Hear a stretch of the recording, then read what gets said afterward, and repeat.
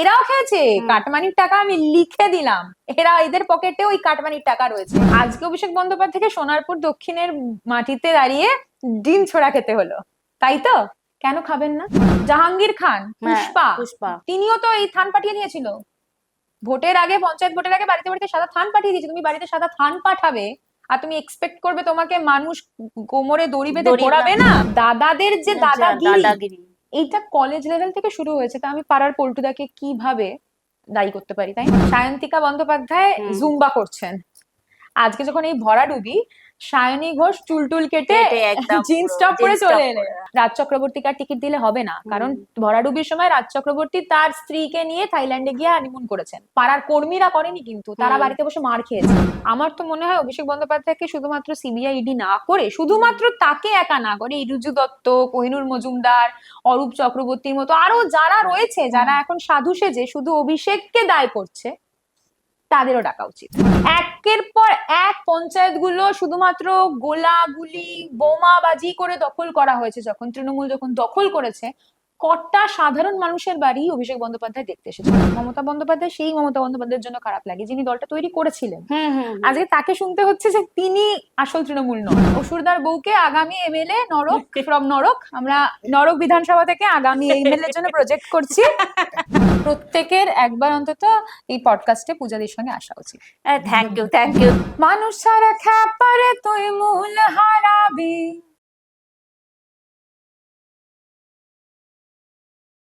মন খুলে হবে কথা। হ্যালো ফ্রেন্ডস, আমি পূজা আবার চলে এসেছি তোমাদের পছন্দের শো আড্ডা উইথ পূজা নিয়ে। আবার দেব জমিয়ে আড্ডা।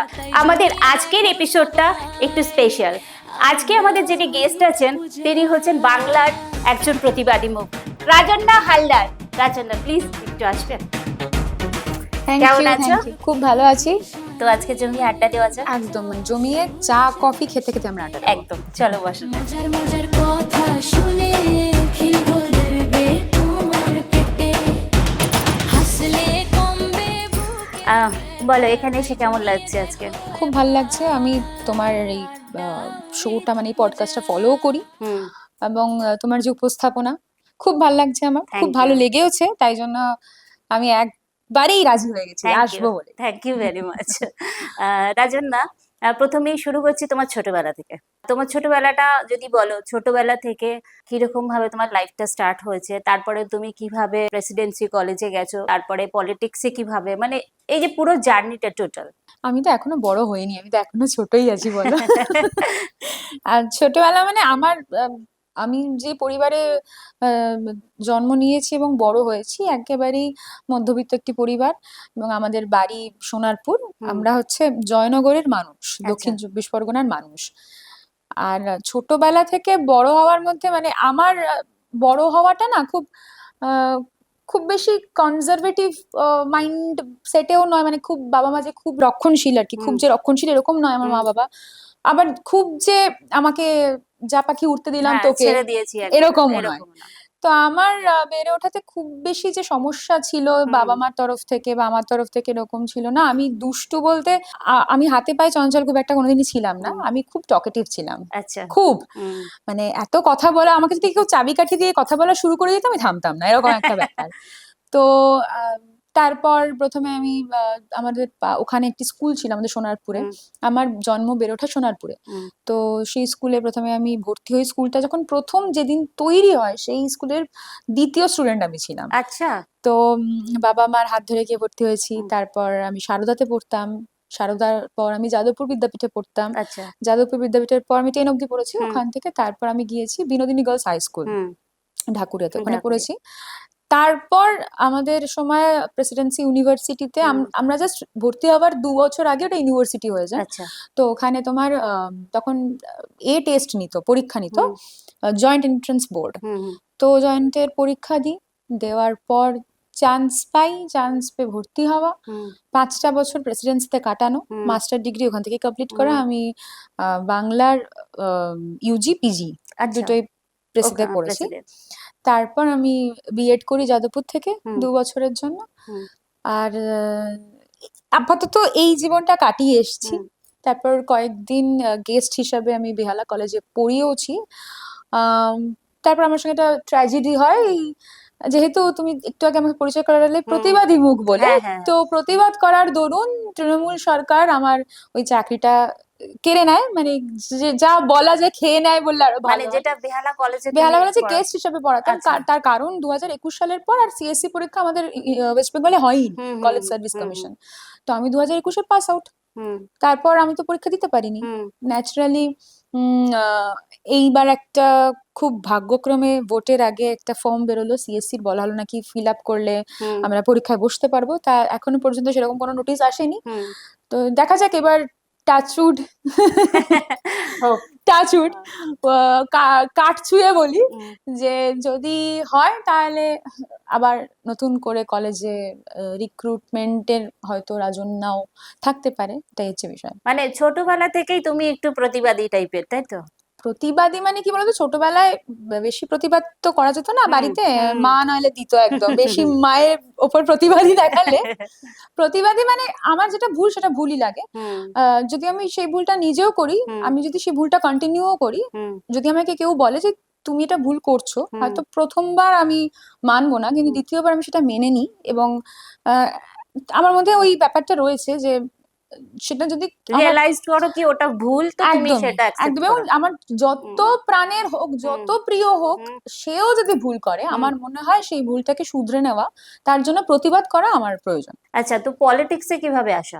আমি যে পরিবারে জন্মেছি সেটা একটি পলিটিক্যাল পরিবার। আমার আচ্ছা, বাবা মা উভয় বাড়ির তরফ থেকেই তারা কংগ্রেস রাজনীতির সঙ্গে যুক্ত ছিলেন। আমার আচ্ছা। মা বাবা মানে আমার সম্পর্কে দাদু, হুম, তিনি একটি আন্দোলন হয়েছিল সিপিএম এর সময়, সেটা হুম। হচ্ছে ইংরেজি শিক্ষা বন্ধ করে বন্ধ দেওয়ার হ্যাঁ, বিরুদ্ধে হ্যাঁ। কংগ্রেস নেতারা হুম, আন্দোলন করেছিলেন, হুম, মানে কংগ্রেস করেছিল। তো সেই আন্দোলন আমার দাদু মুখ ছিলেন হুম, বেলেঘাটা অঞ্চলের। হুম, সেই সময় এই ত্রাস সন্ত্রাস হুম, যেটা তৃণমূলের আমলেও আমরা দেখেছি লাস্টের দিকে, সেটা সেই সময়ও ছিল। হুম। এবং আমার দাদুকে সেই ত্রাস সন্ত্রাসের শিকার হতে হয় এবং আমার দাদু শহীদ হন।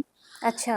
তো উম, কংগ্রেস পরিবার, সেই জায়গা থেকে আমাদের মধ্যেও সেই কংগ্রেসী মনোভাবাপন্ন পরিবার থেকে আমরা উঠে এসেছি। হুম, তবে 1998-তে হুম, যখন তৃণমূল তৈরি হয়, আমার বাবারা সবাই, বাবা মা সবাই তৃণমূলপন্থী হয়ে ওঠে, কারণ তখন ম্যাক্সিমাম কংগ্রেস পরিবারের সবাই দেখবে সবাই টিএমসি তে। টিএমসি দিকে হ্যাঁ, হ্যাঁ, ইনক্লাইন ছিল। হ্যাঁ।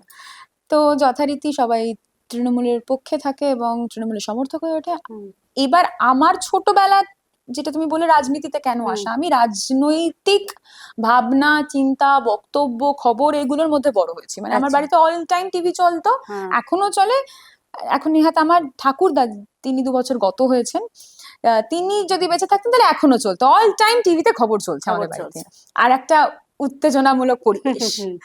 তো সেই কারণে ছোটবেলা থেকে সেই খবরের মধ্যে মানে সেই আলোচনার মধ্যে থাকা, গল্প শোনা, আর খুব ইন্সপায়ারিং কিছু চিত্র আমার চোখের সামনে আমার মা তুলে ধরেন, যে ইন্দিরা গান্ধী কিরকম ছিলেন। হুম। আমরা তো সরাসরি ইন্দিরা না। গান্ধীকে দেখিনি, তো তিনি কেমন ছিলেন, তিনি কিভাবে বক্তব্য রাখতেন, হুম, তার যে অরা, হুম। সেটা তুলে ধরেন মা। আর ইন্দিরা গান্ধীকে যেহেতু দেখিনি, মমতা বন্দ্যোপাধ্যায় যখন আন্দোলন করতো। করছেন, আচ্ছা, আচ্ছা। যখন তিনি এস আন্দোলনের মুখ, হুম, হুম। সিঙ্গুর, সিঙ্গুর। হুম, নন্দীগ্রাম, আহ, তারপর তাপসী মালিক, এই যে আন্দোলনের মুখ মমতা বন্দ্যোপাধ্যায়, সেই মমতা বন্দ্যোপাধ্যায়কে দেখলে আমাদের জেনারেশনের সবাই, যেটাকে আমরা হিন্দিতে বলি না ফিদা হয়ে যাওয়া, ফিদা হয়ে যাওয়া। আমরা সবাই কিন্তু তাকে ভীষণ শ্রদ্ধা করতাম, ভালোবাসতাম। তার এই আন্দোলনের স্পৃহাটাকে কখনো অস্বীকার আমি করিনি। পরবর্তী ক্ষেত্রে তখন বিরোধিতাও করলাম মমতা হ্যাঁ, বন্দ্যোপাধ্যায়ের হ্যাঁ। আরজি করের ইস্যুতে। কার্যকরী ইস্যুতে। আহ আসবো ওটা একটু পরে আমি। নিশ্চয়ই, হ্যাঁ, হ্যাঁ। কিন্তু ওই যে মমতা বন্দ্যোপাধ্যায়ের ওই প্রতিবাদী ভাবনা, হুম। ওই প্রতিবাদী মমতা বন্দ্যোপাধ্যায়কে দেখে আমার রাজনীতিতে মানে আসা। তোমার ইন্সপিরেশন যেটা বলে সেটা মমতা মমতা বন্দ্যোপাধ্যায়। বন্দ্যোপাধ্যায় এবং ইন্দিরা গান্ধী। আচ্ছা, ইন্দিরা গান্ধী আর হ্যাঁ, মমতা বন্দ্যোপাধ্যায়। আচ্ছা। তো তুমি কলেজ লাইফ থেকেই কি প্রেসিডেন্সিতে পলিটিক্স এর সাথে যুক্ত ছিলে হ্যাঁ, কি? হ্যাঁ। আমি প্রেসিডেন্সি বিশ্ববিদ্যালয়ে দুবার সিআর হয়েছি। হ্যাঁ। 2017 সালে, একবার 2019 সালে, কারণ এই দুবারই ভোট হয়েছে। হ্যাঁ। তারপর আর ভোট হয়ওনি। আমি প্রথমবার ইন্ডিপেন্ডেন্ট হয়ে জিতেছিলাম হুম। 2017-এ, কারণ টিএমসিপির কোনো ইউনিট প্রেসিডেন্সিতে ছিল না। আচ্ছা। তারপর 2019 সালের যেবার আমি লড়লাম ইলেকশনে, সেইবারের বিষয়টা হচ্ছে যে ইন্ডিপেন্ডেন্ট বাট টিএমসিপি সমর্থনে দাঁড়িয়েছিলাম। ওই 2017 সাল থেকে আমার অ্যাক্টিভ পলিটিক্সে আসা, যদি আমি বলতে পারি ইলেকশনে লড়া, তবে 2017। তুমি ব্রিগেডে একটা বক্তৃতা দিয়ে যে রাতারাতি একদম জনপ্রিয় হয়ে উঠেছিলে। তুমি সেটাকে কিরকম ভাবে নিয়েছিলে তখন, মানে পলিটিক্স এর ব্যাপারটা কিভাবে তোমার মধ্যে আরো বেশি বেড়ে উঠেছিল? 20 জুলাই থেকে তাহলে বলতে হবে। হ্যাঁ, 21শে জুলাই। হ্যাঁ, মানে 21 জুলাই বক্তব্য রেখেছিলাম, 20 জুলাই আমার কাছে এই বার্তাটা আসে মমতা বন্দ্যোপাধ্যায়ের তরফ থেকে, এবং আমাকে দিদি যখন বলেন যে তুমি বক্তব্য রাখবে, যথারীতি আমি মানে খুব খুশি হই, আপ্লুত হই। এই সব খুশি আপ্লুত থেকে অনেক বড় একটা বিষয় আমার মাথায় চলছিল, সেটা হচ্ছে যে ভয় ঠিক নয়, মানে একটা এক্সাইটমেন্ট ছিল, মানে ভীষণ উৎসাহী ছিলাম আমি। যে এই কারণে উৎসাহী ছিলাম যে অতগুলো মানুষের আমি বক্তব্য রাখবো সেটা না, যে এই কারণে উৎসাহী বেশি ছিলাম যে মমতা বন্দ্যোপাধ্যায় আমার মতো একজন, তখন যেহেতু আমি তৃণমূল কংগ্রেস করতাম, আমার মতো একজন কর্মীকে বেছে নিলেন, এই কারণে আমি এক্সাইটেড ছিলাম। 20 জুলাই তারপর রাত্রেবেলা যখন সবাই শোনে যে আমি কালকে বক্তব্য রাখছি আগামীকাল, সবাই আমাকে বিভিন্ন রকমের উপদেশ দেওয়া শুরু করে যে এটা বলবে, ওটা বলবে, সেটা বলবে। তবে এটা কখনোই আমি অস্বীকার করব না, প্রান্তিক আর আমরা দুজন একসঙ্গে আমাদের পলিটিক্সে পথ চালাতো। প্রান্তিক আমাকে সবসময় প্রান্তিককে দেখে আমার বক্তব্য রাখতে শেখা, এটা হচ্ছে আসল কথা। আমি এর আগে কোনোদিনই আমার স্টেজে উঠে বক্তব্য রাখবো এই ভাবনা আমার কোনোদিন ছিল না। আমার কাউন্সিলর ইলেকশনের সময় থেকে, পৌরসভা ইলেকশনের সময় থেকে প্রান্তিক আমাকে বলেছে তুই যা কয়েকটা স্টেজে বক্তব্য রাখ। তো তখন থেকে আমার প্রান্তিককে দেখে শেখা। এবার 21শে জুলাই কি বক্তব্য রাখবো সেটা যেন প্রান্তিক আমাকে কয়েকটা সাজেশন দিয়েছিল, তুই এটা বলতে পারিস, এটা বলতে পারিস। আমাকে যে সব থেকে বেশি সুন্দর সাজেশন দিয়েছিলেন তিনি মদন মিত্র। মানে মদন মিত্রর ওই সাজেশন গুলো আমার মনে হয় আমার ওই দিন স্ট্রাইক করেছে, মানে কাজে লেগে গেছে। ওই জন্য, কারণ মদন মিত্র আমাকে স্পষ্ট বললেন ফোনে যে দেখো তুমি তো আর 21শে জুলাই দেখোনি ভাই, কি ঘটেছিল তুমি তো দেখোনি, তাহলে তোমার অত কিছু বলারই দরকার নেই। তুমি বরং শুধু এইটুকু বলো যে আগামী 21শে জুলাই যেন দিল্লির লালকেল্লার সামনে আমরা সকলে উপস্থিত হতে পারি। তো মদনদার এই বক্তব্য, মানে ওই ভার্সনটুকু আমি সেদিন 21শে জুলাই মঞ্চে বক্তব্য রেখেছিলাম, বলেওছিলাম, অনেকটাই বক্তব্য রেখেছিলাম। এবং আমার অনেকটা বক্তব্য রাখাতে একটু প্রবলেমও হচ্ছিল বাকিদের। কেউ কেউ তো আমার জামা ধরে প্রায় টানছে নিচ থেকে, দেখা যাবে ভিডিওটা এখনো জুম করে দেখলে জামা ধরে টানছে যে নেমে আয়। ওদেরও টাইম, মানে ওদেরকেও বলতে দাও। তবে একটাই কথা বলবো 21শে জুলাই নিয়ে, 21শে জুলাইয়ের মঞ্চে বক্তব্য রাখতে আমি এত সাবলীল ভাবে পেরেছিলাম তার কারণ একটাই, আমি 21শে জুলাইয়ের মঞ্চের ওপর থেকে ওই হাজার হাজার লাখ লাখ মানুষের যে জনস্রোত, সেটা থেকে অনেক বেশি উৎসাহ পেয়েছিলাম যতটা না আমি উৎসাহী ছিলাম। কারণ আমি যখন মঞ্চে উঠে বক্তব্য রাখা শুরু করেছি, তখন ওই মানুষের যে আমার বক্তব্যের সঙ্গে তাল মিলিয়ে আমাকে এনকারেজ করা, যে অ্যাপ্রিসিয়েশন যেটা পেয়েছিলাম, ইট ওয়াজ অ্যামেজিং। সেই কারণেই হয়তো আমি বলতে পেরেছি, কারণ ভালো দর্শক না থাকলে বা ভালো শ্রোতা না থাকলে না ভালো বক্তা হয়ে ওঠা যায় না। একদমই তাই। এই 21শে জুলাইয়ের বক্তৃতার পরে তুমি লোকের কাছে এতটাই জনপ্রিয় হয়ে উঠেছিলে, তারপরে টিএমসির একজন তুমি জনপ্রিয় নেত্রী হয়ে গেছিলে। তারপরের জার্নিটা কিরকম ভাবে আবার শুরু হলো? তোমার অনেক কিছু আপস এন্ড ডাউনস ছিল, সেগুলো যদি একটু বলো। 21শে জুলাইয়ের আগেই আমি একটা সাংগঠনিক পদের দায়িত্ব পেয়েছিলাম টিএমসিপির তরফ থেকে। আমি ছিলাম দক্ষিণ 24 পরগনার ডায়মন্ড হারবার জেলার, যাদবপুর ডায়মন্ড হারবার সাংগঠনিক জেলার ভাইস প্রেসিডেন্ট। আচ্ছা। এবং তারও কয়েকদিন আগে আমি আরেকটা দায়িত্ব পেয়েছিলাম প্রেসিডেন্সি ইউনিভার্সিটির কোঅর্ডিনেটর। ওকে। 21শে জুলাইয়ের পরবর্তী ক্ষেত্রে একটি আন্দোলন হয়, সেটা হচ্ছে স্বপ্নদীপ বলে একটি ছেলে, তার আমাদের ছাত্র আর কি যাদবপুর ইউনিভার্সিটি, তো তার সঙ্গে র্যাগিং এর মতো নিকৃষ্ট ঘটনা ঘটে এবং সে তার প্রাণটা চলে যায়। কিভাবে গেছে, সেটা হত্যা ছিল নাকি সুইসাইড ছিল এখনো সেটা কিন্তু ক্লিয়ার নয়, এখনো মামলাটা চলছে। তো যথারীতি সেটা নিয়ে আমরা মুভমেন্ট করেছিলাম। তো তারপর সেই মুভমেন্টের পর মমতা বন্দ্যোপাধ্যায়ের নির্দেশে আমি যাদবপুর বিশ্ববিদ্যালয়ের টিএমসিপির প্রেসিডেন্ট হই। আচ্ছা। তো এই অবধি আমার জার্নিটা ছিল। এবং তারপর ডাউনফলসটা। তারপরেই শুরু হলো। হ্যাঁ, আমার মনে হয় ওটা আমার লাইফে এখন মনে হয় তো ওটা ভাগ্যিস হয়েছিল, এই আরজিকর ইস্যুটা নিয়ে। এবং এই আন্দোলনটাতে ভাগ্যিস আমি এবং প্রান্তিক একটা গুরুত্বপূর্ণ ভূমিকা পালন করেছিলাম। কেন মনে হয় তার একটা খুব স্পষ্ট কারণ, সেই সময় দাঁড়িয়ে দেখলে মনে হতো যে এটা আমার লাইফের সেই ডাউনফলটা, কিন্তু এখন দাঁড়িয়ে দেখলে মনে হয় যে হয়তো সেটাই আমার লাইফের আহ আপ ছিল, মানে আমার লাইফে সেই চূড়ান্ত মুহূর্তটা ছিল যে আমি আচ্ছা। ওই ডিসিশনটা, আমি এবং প্রান্তিক দুজনে ওই ডিসিশনটা নিয়েছিলাম যে এই ইস্যুতে একটা প্রতিবাদ মারাত্মক রকম আমাদের সমাজে প্রয়োজন। এবং শুধুমাত্র আরজিকর করে থেমে থাকিনি আমরা, আরজিকরের এই প্রতিবাদ করে থেমে থাকিনি আমরা, তার ঠিক পরেই 8, 9 না 10 মাসের মাথায় কসবা ল কলেজে আবার একটা আবার rape। একটা, হ্যাঁ। সেই রেপেরও আমরা প্রতিবাদ করলাম এবং আমরা তুলে ধরলাম সেই চিত্রটা, যেই হুম। চিত্রটা হয়তো তৃণমূলের মধ্যে থেকে তখন কেউ তুলে ধরতে পারেনি, এখন তুলে ধরছে। আচ্ছা, এখন অনেকে কথার কথা বলছে, বড় বড় এখন তো কথা বলছে। বলবেই, ওটা তো স্বাভাবিক, হুম, বিরাট বিরাট কথা হুম, বলছে। হুম। আমি এবং প্রান্তিক কিন্তু সেই কথাগুলো 2024-এ খুব ক্লিয়ারলি বলে মানে দিয়েছি, দলের মধ্যে থেকেও থেকে তুমি তখন, বলেছিলাম। হ্যাঁ, একদম। আরজি করার সময় তো আমি দলের থেকে বলেছিলাম, হুম, হুম। যেই কারণে আমাকে সাসপেন্ড করে দিল। আচ্ছা, আরজি করের কথাটা যখন এলো তখন এটা জানতে যাবে, যে ঘটনাটা ঘটেছিল একটা মেডিকেল স্টুডেন্টের সঙ্গে, তো তুমি মানে কি ভাবো যে ওই যে ঘটনাটা ঘটলো ওটার মধ্যে কি এমন ছিল যার জন্য রাতারাতি সবকিছু টেম্পার করে দেওয়া হলো? মানে যেসব প্রুফ গুলো ছিল সেগুলো নিয়ে তুমি কি বলবে? মানে এটা আমাদের সরকার, মানে হ্যাঁ, বিগত হ্যাঁ, সরকারের কি ভূমিকা ছিল ওখানে? কি ভূমিকা ছিল আমি তো সত্যি বলতে পারবো না, কিন্তু হ্যাঁ, এইটুকু আমি বলতে মানে পারি, তোমার ওপিনিয়ন কি, মানে আমার ওপিনিয়ন কিছু না কিছু ভয়ের তো কারণ ছিল, নিশ্চয়ই ছিল। নিশ্চয়ই ছিল। হুম, তার কারণ ধরো তুমি বলো না, হুম, আজকে যদি তোমার কোনো দোষ না থাকে, হুম, তাহলে তুমি কেন কোনো ঘটনার সুবিচার ব্যবস্থার পথে অন্তরায় হয়ে দাঁড়াবে, তাই না? আমি কেন অন্তরায় হয়ে দাঁড়াবো? আমার হুম। তো অন্তরায় হয়ে দাঁড়ানোর কোনো কারণ নেই। না। নিশ্চয়ই কিছু না কিছু গন্ডগোল ছিল সেই বিগত সরকারের পক্ষ থেকে, হুম, বা নিশ্চয়ই বিচার ব্যবস্থার আওতায় ওই আরজি করের ইস্যুটা যদি আসে, তাহলে কেঁচো খুঁড়তে কেউটো বেরিয়ে যাওয়ার মতো পুরো স্বাস্থ্য বিষয়ক, স্বাস্থ্য মন্ত্রীর হুম। ওপর যে দায়িত্ব থাকে সেই স্বাস্থ্য সেটার মধ্যে বিষয়ক কোশ্চেন।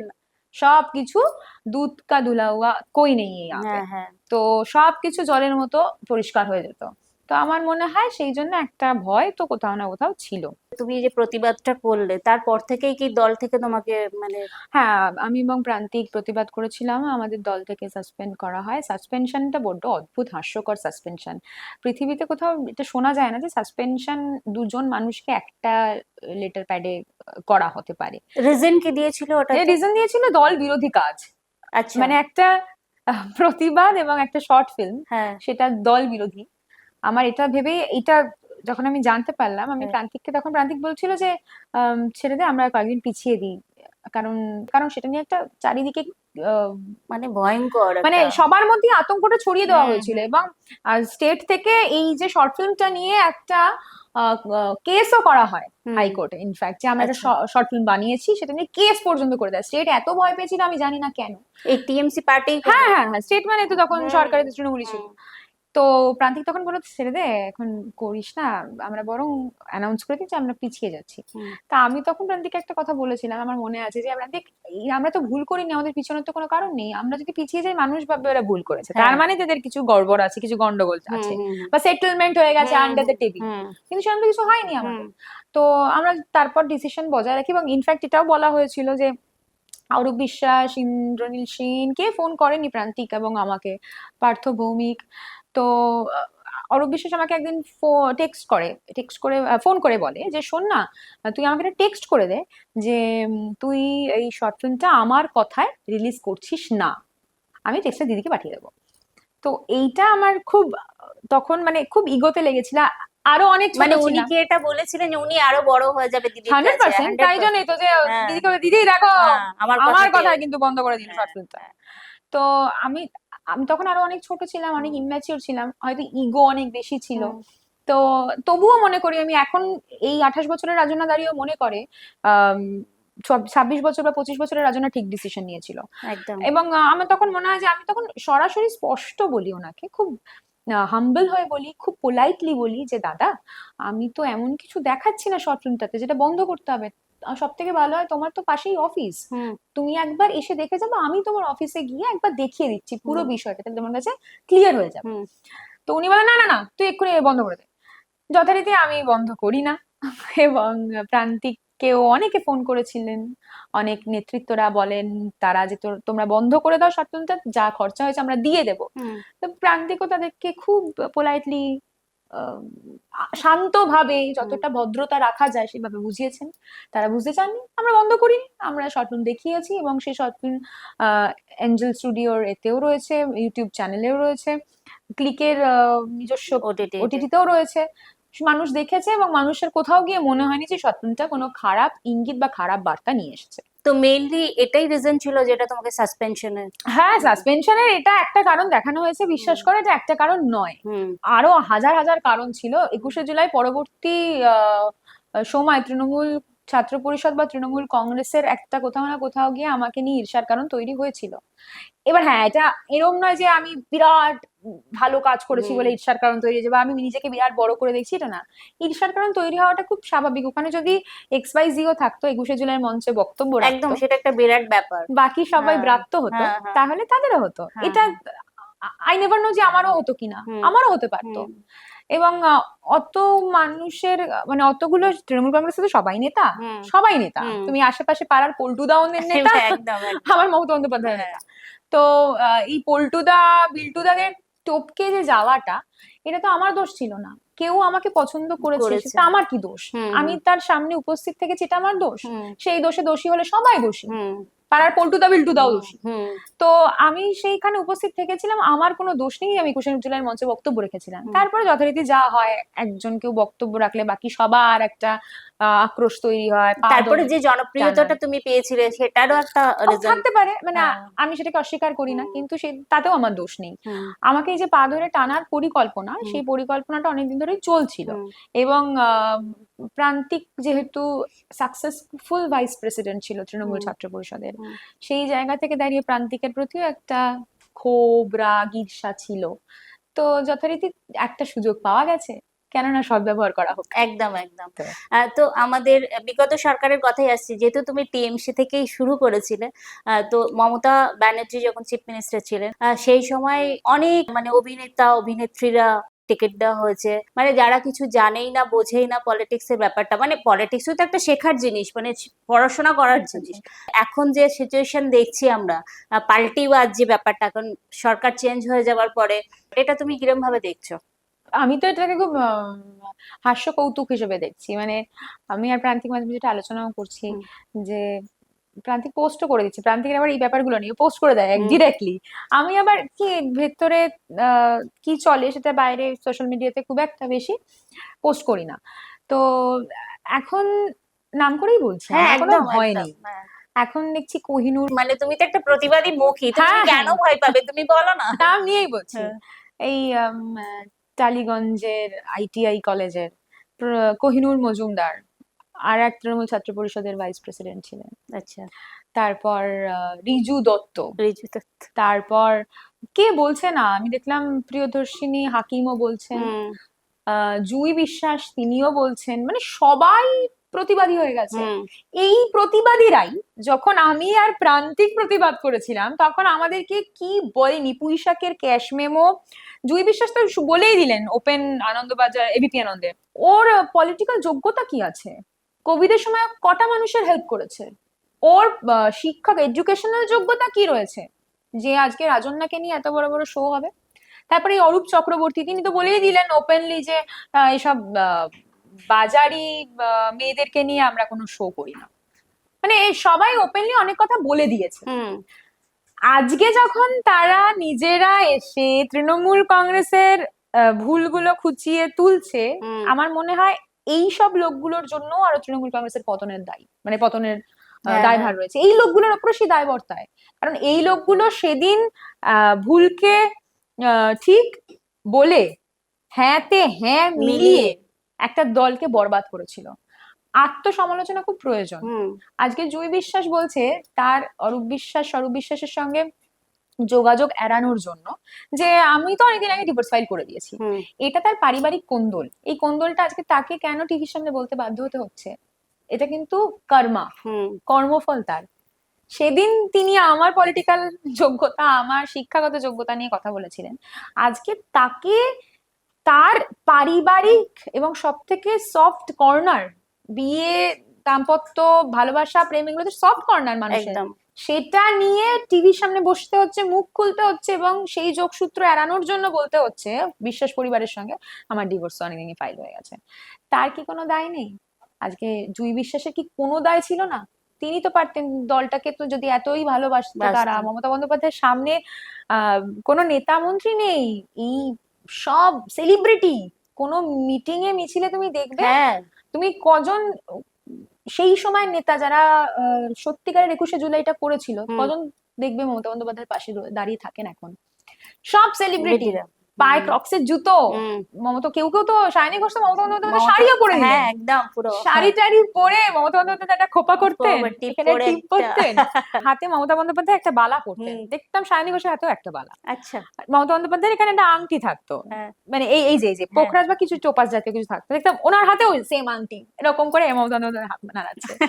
তো কজন তুমি, আমি আমার কথা এটাই যে কজন মমতা বন্দ্যোপাধ্যায়ের আদর্শটাকে ফলো করেছে? ম্যাক্সিমাম মানুষ তো মমতা বন্দ্যোপাধ্যায় ভুল আমি এটা বলবো না, কিন্তু কিছু কিছু জায়গায় উনি মারাত্মক ভুল, সেটা ওনাকে মানতে হতো। এই সেলিব্রিটি গুলো কেউ মানতে দেয়নি। আজকে সেলিব্রিটিরাও সরে গেছে পাশ থেকে সরে কিন্তু। গেছে। হুম আজকে যখন এই ভরাডুবি, হুম সায়ন্তিকা বন্দ্যোপাধ্যায় হুম। জুম্বা করছেন, আজকে যখন এই ভরাডুবি, সায়নী ঘোষ চুল টুল কেটে কেটে একদম জিন্স পুরো টপ পরে jeans চলে top এলেন। পরে, হ্যাঁ। আজকে যখন এই ভরাডুবি, আমার সোনারপুর দক্ষিণ বিধানসভার প্রাক্তন বিধায়িকা থাইল্যান্ডে বসে হ্যাঁ ঘুরে বেড়াচ্ছেন, আর আজকের এই ভরাডুবিতে কটা মানুষ মমতা বন্দ্যোপাধ্যায়ের পাশে পাশে। রয়েছে, সেটা কিন্তু মমতা বন্দ্যোপাধ্যায় যদি ভবিষ্যতে তৃণমূল কংগ্রেস ফিরে আসে, তাহলে সেটা মমতা বন্দ্যোপাধ্যায়কে প্রাধান্য দিতে হবে। রাজ চক্রবর্তীকে আর টিকিট দিলে হবে না, কারণ ভরাডুবির সময় রাজ চক্রবর্তী তার স্ত্রীকে নিয়ে থাইল্যান্ডে গিয়ে হানিমুন করেছেন। কোনো পাড়ার কর্মীরা করেনি, কিন্তু তারা বাড়িতে বসে মার খেয়েছে। তো আমার মনে হয় আজকে যারা বিরোধিতা করছে, আজকে যারা বলছে রিজু দত্ত, কোহিনুর মজুমদার, প্রিয়দর্শিনী হাকিম, জুই বিশ্বাস, তাদের আগে সেই দিনের হিসাবগুলো দেওয়া উচিত। আগে তাদের সামনে বলা উচিত এরাও খেয়েছে কাটমানির টাকা, আমি লিখে দিলাম, এদের পকেটেও ওই কাটমানির টাকা রয়েছে। একটা ছাত্র নেতার পকেটে 1.5 লাখ টাকার কি করে বলতো একটা পেন থাকতে পারে? আমি ছাত্র নেতা, আমার পকেটে 1.5 লাখ টাকার পেন কি করে থাকতে পারে? আমাকে কি গিফট করেছে? না, আমি কিনেছি, বলছে আমি কিনলাম। আর এমন ছাত্র নেতাও সে নয়। অনেকে হয় কি, হ্যাঁ অনেক সম্ভ্রান্ত পরিবার থেকে এসেছে, যে তার হয়তো পিতৃসূত্রে পাওয়া স্করপিও গাড়ি, 4টে গলায় মোটা সোনার চেন, এরা ছাত্র নেতা। তার মানে নিশ্চয়ই এদের পকেটেও কাটমানি টাকাটা ঢুকেছে। আজকে তো সাধু সাজলে হবে না। একদম রিজু দত্ত, কোহিনুর মজুমদার, জুই বিশ্বাস, আরো অনেকে, ইত্যাদি ইত্যাদি ইত্যাদি, তাদের প্রত্যেকের পকেটে এই কাটমানির টাকাগুলো নিশ্চয়ই ঢুকেছে। এবং এখন তো আরো তোমার স্পষ্ট হয়ে যাচ্ছে বিভিন্ন কলেজে, যখন যেরকম আমি কয়েকটি কলেজের নাম জানি, আমার মনে হয় কলেজের নামগুলো বলা উচিত নয়, তার কারণ এগুলো এফেক্ট ফেলে তার ছাত্রছাত্রীদের প্রতি। যেহেতু সুরেন্দ্রনাথের নাম ফ্ল্যাশ হয়েছে, তো ওই সুরেন্দ্রনাথ অঞ্চলেরই কয়েকটি কলেজের নাম বলছি। সেই কলেজগুলোর তোমার ধরো এমনি যে স্টুডেন্ট ফি থাকে, সেই স্টুডেন্ট ফি হয়তো ধরে নাও তুমি 1500 টাকা, 1600 টাকা, 1200 টাকা এরকম করে। এক্সট্রা নাকি পার স্টুডেন্টের থেকে 500 টাকা, 700 টাকা করে নেওয়া হতো ইউনিয়ন ফি হিসাবে। ইউনিয়নই নেই। বিগত 17 সালে লাস্ট ইলেকশন হয়েছিল প্রেসিডেন্সিতে, তাও না মানে ক্যালকাটা ইউনিভার্সিটিতে, প্রেসিডেন্সিতে 19 সালে তাও ইলেকশন হয়েছে, প্রেসিডেন্সি আদালতে। 17 সাল থেকে আজ 26 সাল, 9 বছর ইলেকশন হয়নি, কিসের ইউনিয়ন ফি গো? তার মানে ভাবতে পারছো কাটমানির এই যে লেভেলটা ছাত্র নেতাদের মধ্যেও ঢুকে গেছে। কলেজের ছাত্ররা পর্যন্ত, যেই কলেজে যখন রাজনৈতিক পদক্ষেপ নেওয়ার মানে স্টার্টিং মানে তারা না গ্রাসরুট লেভেল থেকে মমতা বন্দ্যোপাধ্যায় সবাই রয়েছে, গ্রাসরুট লেভেলেও কাটমানি কনসেপ্ট পৌঁছে গেছে। এটা ভেবে আমি এটার জন্যই দাদাতন্ত্র শব্দটা ইউজ করেছিলাম। আমি কসবা ল কলেজের পর দাদাতন্ত্র, দাদাদের যে দাদাগিরি, এইটা কলেজ লেভেল থেকে শুরু হয়েছে। তা আমি পাড়ার পল্টুদাকে কিভাবে দায়ী করতে পারি, তাই না? আজকে তো মানে রিজু দত্তকেও দেখা যাচ্ছে মানে সোশ্যাল মিডিয়ায় এসে এখন জ্ঞান দিচ্ছে কি টিএমসি দলটা কিসের জন্য আজকে সরকার থেকে চলে গেছে। তো এখানে অভিষেক ব্যানার্জিকে দায়ী করা হচ্ছে, তো তুমি এই ব্যাপারে কি বলবে? অভিষেক বন্দ্যোপাধ্যায়কে যারা দায়ী করছেন, হুম। আমি বলবো যে তারাই অভিষেক বন্দ্যোপাধ্যায়কে অভিষেক বন্দ্যোপাধ্যায়ের দায়ী করার কারণ বানিয়েছেন। হুম। আজকে অভিষেক বন্দ্যোপাধ্যায়কে বস, যুবরাজ। যুবরাজ, যুবরাজ বস বলছে, এবং সেই ব্যক্তিটি গাড়ির ছাদে উঠে তার জন্মদিনে গোলাপ ফুলের পাপড়ি ছড়াচ্ছে শাহরুখ খানের মতো। আমার বক্তব্য, অভিষেক বন্দ্যোপাধ্যায়ের পলিটিক্যাল যোগ্যতা নিয়ে আমি প্রশ্ন করবও না, হুম। আর করছিও না। তার একটা প্রধান কারণ, আমি বাকিদের মতো নই, আর আমি ধৃষ্টতা দেখাই না, আমি শালীনতা বজায় রাখি। হুম। অভিষেক বন্দ্যোপাধ্যায় হয়তো আমার থেকে বেশি দিন রাজনীতি করেছেন, কারণ আমি হুম। ওনার থেকে অনেক ছোট, ছোট। আমার 28 বছর হুম। বয়স। কিন্তু আমার বক্তব্য, অভিষেক বন্দ্যোপাধ্যায়কে আজকে যারা মাসিহা বানিয়েছিল, হুম। তারা তার মানে তার প্রত্যেকটি ভুলকে সমর্থন করেছে। আজকে তিনি যখন বিপাকে পড়েছেন, তার ভুলগুলো যখন সামনে আসছে, তার কালা চিট্টাগুলো যখন সামনে আসছে, হুম। হুম। এরা নিজেদেরকে বাঁচানোর জন্য, এই ঋজু দত্ত, কোহিনুর মজুমদাররা নিজেদেরকে বাঁচানোর জন্য এখন সাধু সাজার চেষ্টা করছে হুম। এবং বলছে উনি ভুল করেছেন। হুম। হুম। ক্যামাক স্ট্রিটে নিজেদের 6 ঘন্টা 7 ঘন্টা করে দাঁড়িয়ে থাকার গল্প তারা এখন বলছে, হুম। এটা তারা জানতো না? কিছু না কিছু হলো না হলো, আমি একটা ইলেকশনের কথা তোমাকে বলি দিদি। আমরা বাগদা ইলেকশন করাতে গেছিলাম, হ্যাঁ। ঠিক আছে? উপনির্বাচন হয়েছিল আচ্ছা। বাগদাতে। সেখানে গিয়ে আমরা সবাই ছাত্ররা গিয়েছিলাম, কয়েকদিন থেকে ইলেকশন করিয়েছিলাম। বাগদা থেকে চলে আসার পর শুনতে পেলাম বনগা থেকে নাকি কোহিনুর মজুমদার, হুম। সম্ভবত, আমি তাও শোনা কথা, আমি হুম। এটা মানে খুব ক্লিয়ারলি বা স্পষ্ট এইভাবে একদম বলছি না, confirmation কিন্তু না। আমার মনে হয় এটা সঠিক ঘটনা হলেও হতে পারে, আই হুম। Don't know.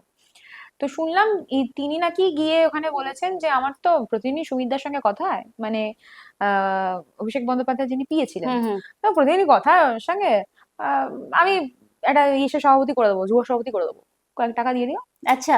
এই যে কয়েক টাকা, কয়েকের পরের সংখ্যাটা আমি বলছি না, হুম। এই যে কয়েক টাকার কনসেপ্ট, যুব সভাপতি করে দেবো, একটা ছাত্র নেতা বলছে না যুব সভাপতি করে দেবে, এই কনসেপ্ট শুধু কোহিনুর মজুমদার একা করেছে এরকম তো নয়। প্রবাবলি করার যে কথাটাও বলছি, এটাতে ঋজু দত্তরাও করেছে। তারাও তো এই ক্যামাক অফিসের নিচে 5 ঘন্টা 6 ঘন্টা দাঁড়িয়ে থেকে উপরে হুম। গিয়ে হুম। এই কাণ্ডকলাপ কি কীর্তিকলাপগুলো, কাণ্ড কারখানাগুলো করে এসেছে। তাই আজকে যদি তারা সাধু সাজে, আমি সত্যি, এবং তারা যদি বলে অভিষেক বন্দ্যোপাধ্যায় একা দায়ী, আমার তো মনে হয় অভিষেক বন্দ্যোপাধ্যায়কে শুধুমাত্র সিবিআই ইডি না করে, শুধুমাত্র তাকে একা না করে, ঋজু দত্ত, কোহিনুর মজুমদার, অরূপ চক্রবর্তীর মতো আরো যারা রয়েছে, যারা এখন সাধু সেজে শুধু অভিষেককে দায় করছে, তাদেরও ডাকা উচিত। তোমার কি মনে হয় এই যে যারা তুমি নাম বললে, এরা যে এখন সোশ্যাল মিডিয়ায় এসে এখন মানে সবকিছুটাই খারাপ ছিল, দুর্নীতিগ্রস্ত ছিল, মানে ওরা এখন বলতে চাইছে ওরা জানতো সবকিছু কিন্তু মানে বলতে পারেনি, এরকম একটা ব্যাপার যে দেখা যাচ্ছে। তো সেইটাকে তখন মানে তুমি এখন কিভাবে দেখছো কি ওরা ওরা তখন কেন বলতো না? এটার জন্যই বলতো নাকি ওটা পথ চলে যাবে ওদের কাছ থেকে, কিংবা খুব প্রিয় একজন হয়ে থাকার যে ব্যাপারটা সবার মধ্যে ছিল সেইগুলো থেকে মানে সরিয়ে দেওয়া হবে, এই কারণেই কি ওরা বলতো না? পদ তো আমাদেরও চলে গেছে, আমার আর প্রান্তিকেরও তো পদ চলে গেছে, তার মানে আমাদের পদের ভয় ছিল না? পদের ভয়টা না আমার মনে হয় না বড় বিষয়। বড় বিষয়টা হচ্ছে লোভ। আমার পদ দেখিয়ে আমি কত জায়গা থেকে কত টাকা তুললাম, এই কনসেপ্টটা তৃণমূলে খুব কমন ছিল, খুব কমন। তৃণমূলের একজন ব্লক সভাপতিও অভিষেক বন্দ্যোপাধ্যায়ের সঙ্গে নাকি রাত্রিবেলা কথা বলছেন। মানে এই জায়গায় উচিত কিন্তু সেটাই, যে যত বড়ই দলের মাথা হোক, নেতা হোক, সবার সঙ্গে কমিউনিকেশন রাখাটাই উচিত। অভিষেক বন্দ্যোপাধ্যায়ের ক্ষেত্রে এটা হতো না কোনোদিন। তার সঙ্গে দেখা করতে আমি তো একদিন বাদ দিয়ে কোনোদিন দেখা করতে পারিনি, একদিনও তাও কয়েক মুহূর্তের জন্য ওনার গলায় একটা উত্তরীয় পরিয়েছিলাম ভাঙড়ে, উনি যখন নবজোয়ারে এসেছিলেন। তারপর আমি কোনোদিন ওনার সঙ্গে দেখা করতে পারিনি। এবার এই যে ব্লক সভাপতিরা বলছে যে আমাদের অভিষেকদের সঙ্গে প্রতিদিন কথা হয়, আমি তো প্রতিদিন অফিসে যাই, এই যে বলে টাকা তুলবে, এই কনসেপ্টটা তো চলে যাবে। পদ না থাকলে তো সে বলবে কি করে? আমাদের পদ নেই, কিন্তু তাতে আমাদের খেটে খাওয়ার মানসিকতা চলে যায়নি, কিন্তু মানে তাতে আমাদের কিন্তু কোনোদিন আর্থিক সমস্যা হয়নি, আমার ব্যক্তিগতভাবে বা প্রান্তিকের ব্যক্তিগতভাবে কিন্তু কোনোদিন সমস্যা হয়নি। আমাদের বাড়িতে কিন্তু প্রত্যেকদিন আমার বাবার এবং আমার এবং প্রান্তিকের বাড়িতেও আশা করি তাই, প্রান্তিকের এবং প্রান্তিকের মায়ের প্রত্যেকের যে ইনকাম, সেই ইনকামের চালটা এসছে। ওই তৃণমূলের টাকার চালটা বন্ধ হয়ে যাবে যে, সেই ভয়টা তো রয়েছে। তাই জন্য তো ব্লক সভাপতি মুখ খুলতে পারবে না, তাই জন্য তো ঋজু দত্ত মুখ খুলতে পারবে না, কোহিনুর মজুমদার মুখ খুলতে পারেনি, কারণ টাকাটা তো আর আসবে না। আজকে সবাই যে ডিম ছুড়ছে, সবাই যে ইট ছুড়ছে, তার পেছনে কিন্তু একটা কারণ রয়েছে। আমি ইট ছোড়া বা এই আঘাতগুলো করা, এটার বিরুদ্ধে, কিন্তু আমাদের এটা বুঝতে হবে, এটার একটা কারণ আছে। মানুষ তো এমনি এমনি করে না, এটা কনসিকুয়েন্স। হুম হুম তার মানে নিশ্চয়ই তুমি কিছু ঘটিয়েছো যার কনসিকুয়েন্স এটা। একদম। তুমি মানুষকে বাড়িতে গিয়ে, জাহাঙ্গীর খান, হ্যাঁ, পুষ্পা, পুষ্পা। তিনিও তো এই থান পাঠিয়ে দিয়েছিল ভোটের আগে, পঞ্চায়েত ভোটের আগে বাড়িতে বাড়িতে সাদা থান পাঠিয়ে দিয়েছে। তুমি বাড়িতে সাদা থান পাঠাবে আর তুমি এক্সপেক্ট করবে তোমাকে মানুষ কোমরে দড়ি বেঁধে দড়ি ঘোরাবে না? একদম। হয় এটা কোনোদিন? হুম, হুম, হুম। আজকে অভিষেক বন্দ্যোপাধ্যায়কে সোনারপুর দক্ষিণের মাটিতে দাঁড়িয়ে ডিম ছোড়া খেতে হলো, তাই তো? কেন খাবেন না? আমি কাউকে আঘাত করার বিরুদ্ধে, কিন্তু কেন করবে না বলতো? এই পঞ্চায়েত ভোটের সময়, গোলাগুলি বোমাবাজি করে যে প্রত্যেকটা পঞ্চায়েত দখল করা হলো, তৃণমূল দখল করলো, সেই সময় সোনারপুরের মানুষগুলো কি মানুষ ছিল না? একদম। তাদের বাড়িতে তখন কেন দেখতে এলো না অভিষেক বন্দ্যোপাধ্যায়? তারাও তো আক্রান্ত ছিল। ইনফ্যাক্ট শুধুমাত্র এমনও ঘটনা আছে, এটা তো বোমাবাজি গোলাগুলি করে না হয় অন্য দলের পঞ্চায়েত দখল করেছে, হুম, কিন্তু এমনও তো ঘটনা রয়েছে যে নিজের দলেরই গোষ্ঠীদ্বন্দ্বে এ ওকে মেরেছে, ও তাকে মেরেছে। তাহলে তখন অভিষেক বন্দ্যোপাধ্যায় কেন এলেন না? তখন কেন দেখতে এলেন না? ঠিক এই সময় এই ইস্যুটাকে কাজে লাগিয়ে কেন দেখতে এলেন? আমার প্রশ্ন এটাই। শুধুমাত্র এখানে তো নয়, সারা পশ্চিমবঙ্গে পঞ্চায়েত ভোটের সময় এরকম ঘটনা ঘটেছে। ঝাড়গ্রাম, পুরুলিয়া, সন্দেশখালী, কোথায় ঘটেনি? দক্ষিণ চব্বিশ পরগনা, তার নিজের ডায়মন্ড হারবার মডেল, সেখানে তো এরকম অজস্র ঘটনা ঘটেছে। তিনি তখন যান না, কারণ তারা মানুষ, সেই মানুষরা মানুষ নয়, সেই পশ্চিমবঙ্গ তার পশ্চিমবঙ্গ নয়। এই শুধুমাত্র একটা ইস্যুকে কেন্দ্র করে আজকে আসা, এবং মানুষের এই ক্ষোভগুলো একদিনে জন্মায় না। আজকে মানুষ প্রত্যেকটা নেতা মন্ত্রী তৃণমূল কংগ্রেসের সঙ্গে যারা যুক্ত, যাকে পারছে তাকে ডিম ছুঁড়ে মারছে। হ্যাঁ, কোথাও না কোথাও গিয়ে আমারও মনে হয় যে এই কালচারটা একটা জায়গায় গিয়ে থামা প্রয়োজন, এবং একই কাজের পুনরাবৃত্তি। ঠিক আছে, হয়ে গেল তো, একটা নিদর্শন দেখিয়ে দেওয়া, অভিষেক বন্দ্যোপাধ্যায়কে ডিম ছুঁড়ে মেরেছে মানুষ, এত স্যাটিসফ্যাকশন তারা পেয়ে গেছে, বন্ধ হওয়া উচিত। কিন্তু তুমি যেই প্রশ্নটা দিয়ে আমাকে শুরু করলে, যে আজকে তার মানে বলছো রিজু দত্তদের সঙ্গে তার মানে এই যে কানেকশন, তারা কেন এতদিন বলে, এবং তারা তার কারণ হিসেবে দেখাচ্ছে তাদের নাকি গাঁজা কেস দেওয়া হতো, তাদের নাকি প্রাণ সংশয়ের একটা ভয় ছিল। তা আমি এবং প্রান্তিক, আমাদের দুজনের এগেনস্টে কোনো গাঁজা কেস ওই দুটো বছরে ছিল না। তার মানে নিশ্চয়ই এরকম কিছু ঘটনা ঘটে না। এবং বলা হয়েছিল যে আমাকে নাকি ব্যাকআপ কেউ করেছে, কেউ কারোর ব্যাকআপ ছিল। আমাদের কারোর কোনো ব্যাকআপ ছিল না, আমাদের ব্যাকআপ বলতে আমাদের পরিবার ছিল, দুটো পরিবার। হ্যাঁ, অজস্র তৃণমূল কংগ্রেস কর্মীর ভালোবাসা ছিল, যারা গোপনে আমাদের সঙ্গে সেই সম্পর্ক বজায় রেখেও ছিল। এর বাইরে আমাদের কাছে আর কিচ্ছু ছিল না। তো আজকে আমার মনে হয় যারা বলছে যে গাঁজা কেস দিয়ে দেওয়া হতো, এটা তাদের মেন্টালি হেরে যাওয়া, এবং আমাদের মেন্টালি জিতে যাওয়া এখানেই, যে আমরা প্রতিবাদটা জিইয়ে রাখতে পেরেছি। আচ্ছা, যে কাটমানির ব্যাপারটা এলো, সেখানে একটু আমি জানতে চাইবো যে কাটমানি গুলো যে নেওয়া হতো, এখন এগুলো কি মমতা ব্যানার্জি কোনোদিন জানতে পারেনি যে মানে এগুলো তলায় তলায় এইসব জিনিসগুলো ঘটছে?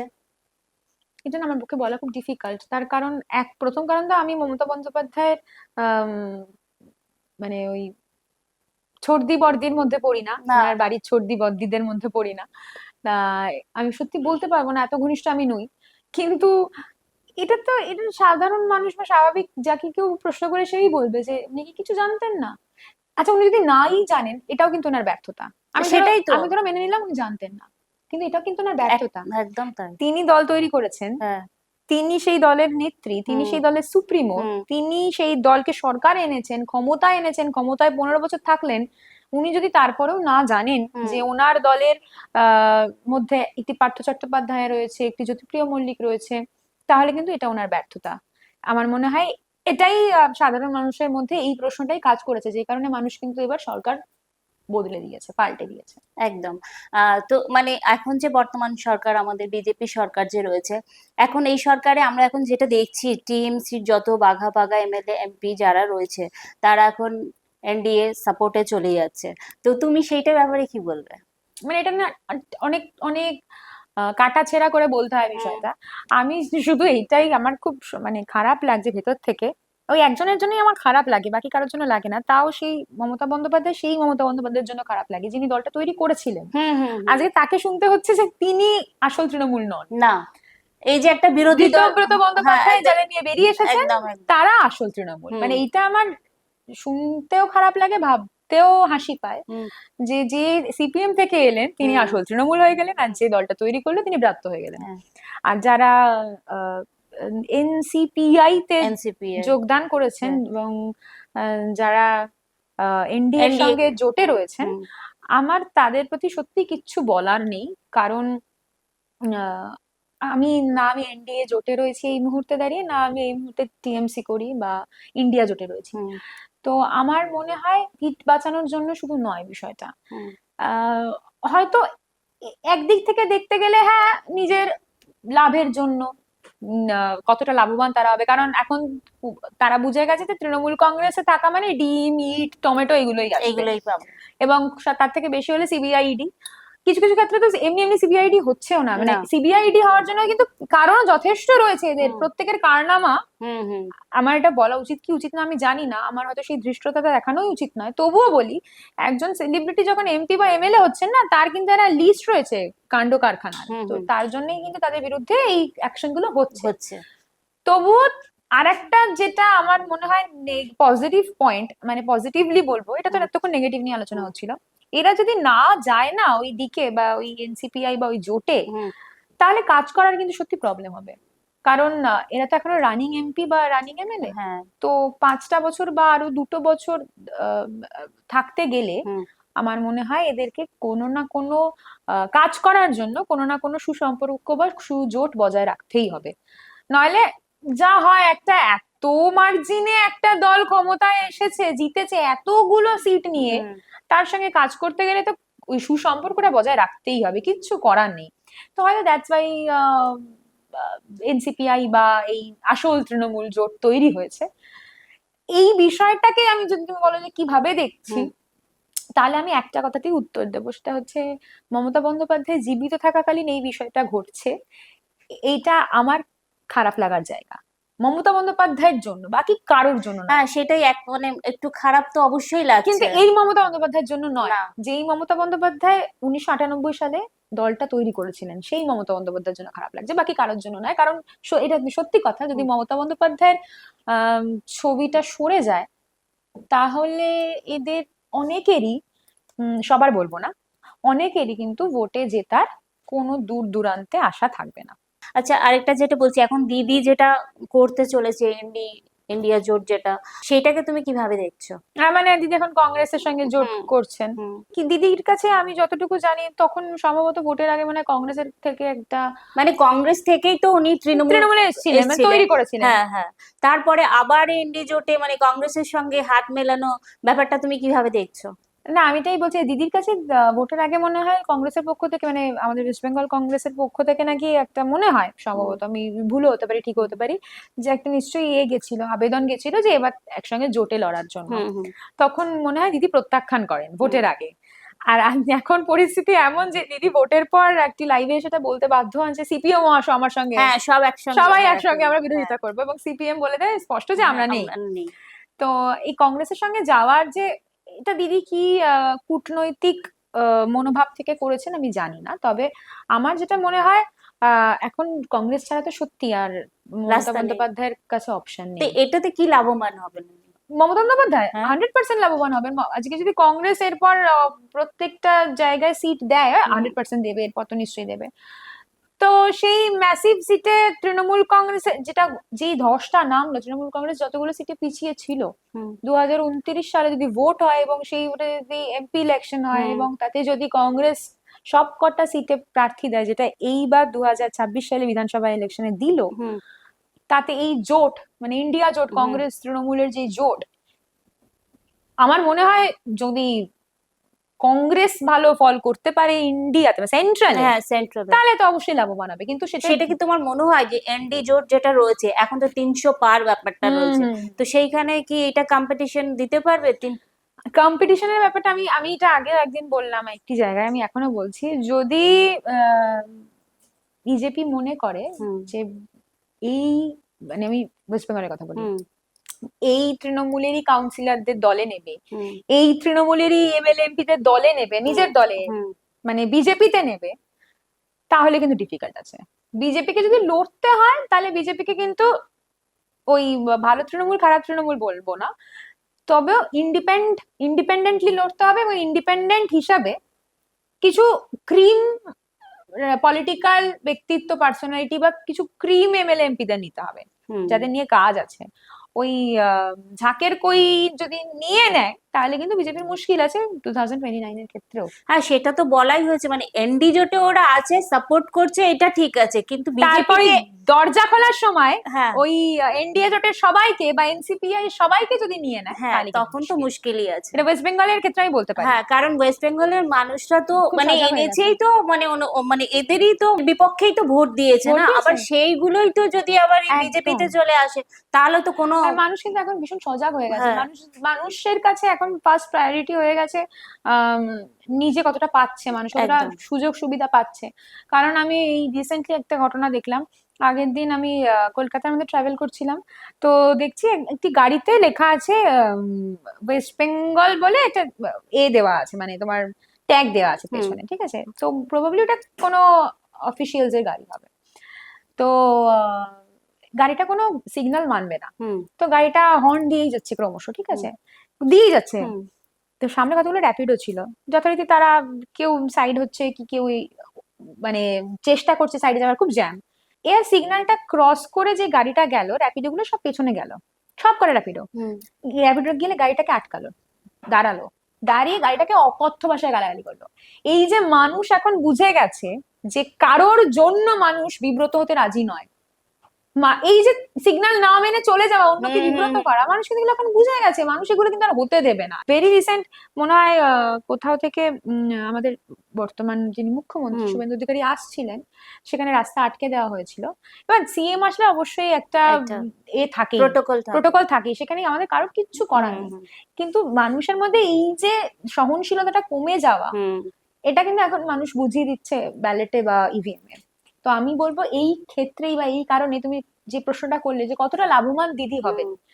দিদি কতটা লাভবান হবে আমি বলতে পারবো না, কিন্তু ইন্ডিয়া জোট কতটা লাভবান হবে যদি এই সেম জিনিসের পুনরাবৃত্তি ঘটে, যেটা মানুষ সরালো হুম সেটাই সেটাই যদি যদি আবার আবার ঘটে, এবং তাদেরই যদি টেনে টেনে এনডিএ ভাবে, এনডিএ হুম জোট হুম ভাবে তাদেরই নেব, হুম তাহলে প্রবলেম আছে। একদমই তাই।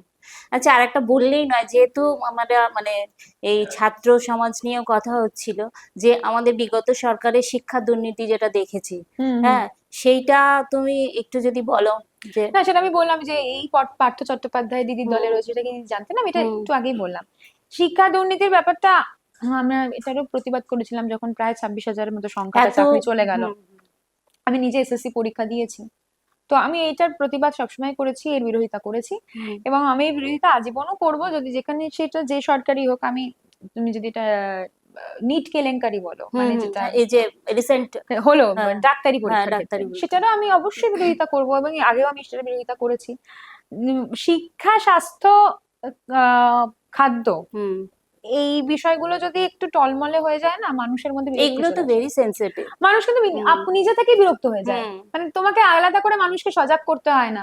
আমি একটা ভিডিও দেখছিলাম, ভিডিওটা সত্য কিংবা মিথ্যা আমি যাচাই করিনি, যে একটি ছেলে ট্রেনে করে আসছিল পরীক্ষা দিতে, কোনো একটি পরীক্ষা দিতে, সেই ট্রেনের মধ্যে এত ভিড়, সবাই পরীক্ষা দেওয়ার জন্য, প্রবাবলি বিহারে ঘটেছে হুম ঘটনাটা, সবাই সবাই ট্রেনে উঠেছে এবং সেই ছেলেটি ওখানে মারা যায়, এত হুম ভিড়, কনজেস্টেড এত হুম পরিস্থিতি ছিল। এবার আমাদের রাজ্যের তো অবশ্যই হয়েছে, মানুষ এই জন্য কিন্তু সরকার বদলে দিয়েছে। আমাদের দেশের শিক্ষা ব্যবস্থাকে কিন্তু আরো স্ট্রং হতে হবে, মানে স্ট্রং হতে হবে মানে কি বলতো, এই এডুকেশনের জন্য আগে ট্যাক্স ছিল 18%, আমার মনে হয় এগুলো কমাতে হবে। শিক্ষাটা প্রত্যেকটা ঘরে ঘরে পৌঁছে দিতে হবে, বেটি আর বাঁচাও বেটি এডুকেশন পড়াও। সিস্টেমটাও তো চেঞ্জ হয়ে গেছিল, সবাই পাস হয়ে যাচ্ছে, মানে মারাত্মক চেঞ্জ একদম হয়ে গেছিল, এবং হ্যাঁ, সেটা রিসেন্টলি এসে বন্ধ চেঞ্জ হলো। আমার এই কারণে আমার বিজেপি সরকারকে এই কয়েকটি কাজের জন্য সত্যি ভালো লেগেছে। আমাদের ওয়েস্ট বেঙ্গলের ক্ষেত্রে বলবো, হুম, বেটি বাঁচাও বেটি পড়াও, হ্যাঁ বেটিকে পড়াতে হবে, শুধু বেটি কেন, বেটাকেও পড়াতে হবে, হুম বেটি বেটা একদম দুজনে পড়বে। হুম কিন্তু বিষয়টা হচ্ছে তাদের পড়ার জন্য তো তোমার ট্যাক্স কমাতে হবে, তাদের তো আচ্ছা পড়া জিনিস কিনতে হবে হুম বেশি করে। হুম তো এই বিষয়গুলো আমি এটা সমালোচনা করছি, তার কারণ আমার মনে হয় সমালোচনার থেকেই নতুন কিছু আইডিয়াস আইডিয়া বেরোবে। আসতে পারে। তো সেক্ষেত্রে এই যে ডিসিশন গুলো যেটা বিজেপি সরকার আমাদের রাজ্যের ক্ষেত্রে নিয়েছে, আমি সেটা সমর্থনে, একেবারে সমর্থনে, যে পাশ ফেল লাগু করা উচিত। একদমই তাই। পাশ ফেল উঠে গেলে মানুষের পড়ার খিদে থাকবে না। পড়াশোনার একদমই না। আর যেটা মানে আমাদের দিদি দিত লক্ষ্মী ভান্ডার, আর এখন সেটা অন্নপূর্ণা ভান্ডার। অন্নপূর্ণা যোজনা যেটা হয়েছে, যখন দেখছে যে এই এতগুলো ফর্ম ফিল আপ করতে হচ্ছে, তখন আবার অনেক পাবলিককে দেখছে এগুলো প্রোটেস্ট হচ্ছে কি ওই আমাদের লক্ষ্মী ভান্ডারই ভালো ছিল, আমাদের দিদিই ভালো ছিল। সেইটাকে তুমি কিভাবে দেখছো? প্রথম কথা তো আমি ভান্ডারের বিপক্ষে, সম্পূর্ণ ভান্ডার প্রক্রিয়াটারই বিপক্ষে। বিপক্ষে মানে একেবারে বিপক্ষে এরকম না, আমি চাই যে প্রান্তিক মানুষের কাছে যাদের এটা যেটা দরকার, দরকার, একদমই তাই। যাদের সত্যিকারের দুটো ঘর, হুম হুম যাদের বাড়িতে সত্যি এসি নেই, হুম ফ্রিজ নেই, টিভি নেই, বাইক নেই, তাদের বাড়িতে পৌঁছে যাক। যাদের এইটুকু সামর্থ্যও নেই কিছু কিনবে, হুম। তাদের বাড়িতে প্রয়োজন অন্নপূর্ণা হোক বা লক্ষ্মী হোক, সেই ভান্ডার যেটা প্রয়োজন। আমরা লক্ষ্মী ভান্ডারের ক্ষেত্রে দেখেছি, মানে এখন যেগুলো আসছে হ্যাঁ, এই ছেলেরাও নিয়েছে। দেখছি একজন ঘোমটা দিয়ে দাঁড়িয়ে ফটো হ্যাঁ হ্যাঁ তুলেছে, হ্যাঁ হ্যাঁ। একটা ছেলে, সে ছেলেটিও লক্ষ্মীর ভান্ডার নাকি পায়। তো তো এটা এটা তো পুরো সিস্টেমের ফল্ট পুরো ছিল। পুরো পুরো পুরোটাই, আমি তো তাই দেখছি পুরোটাই ফল্ট। আমি কোনোদিন লক্ষ্মী ভান্ডার নিইনি, না, আমি কোনোদিন কন্যাশ্রী নিইনি, আমার বাড়িতে কোনো সবুজ সাথী সাইকেল নেই, আমিও প্রাউডলি বলতে পারি আমিও আমি কোনোদিন কোনো কোনোদিন সুযোগ নিইনি। সুবিধা হ্যাঁ, নিইনি। হ্যাঁ, একদম। স্বাস্থ্য সাথী কার্ড বাড়িতে আমার মায়ের নামে হ্যাঁ রয়েছে, কারণ এটা হেলথ রিলেটেড যেহেতু ইস্যু ছিল সেই জন্য হুম করা আছে। কিন্তু আমি প্রাউডলি বলতে পারি আমি রাজন্যা হালদার সরকারের এই প্রকল্পের স্বাস্থ্য সাথী বাদ দিয়ে কোনো সুযোগ সুবিধা নিই।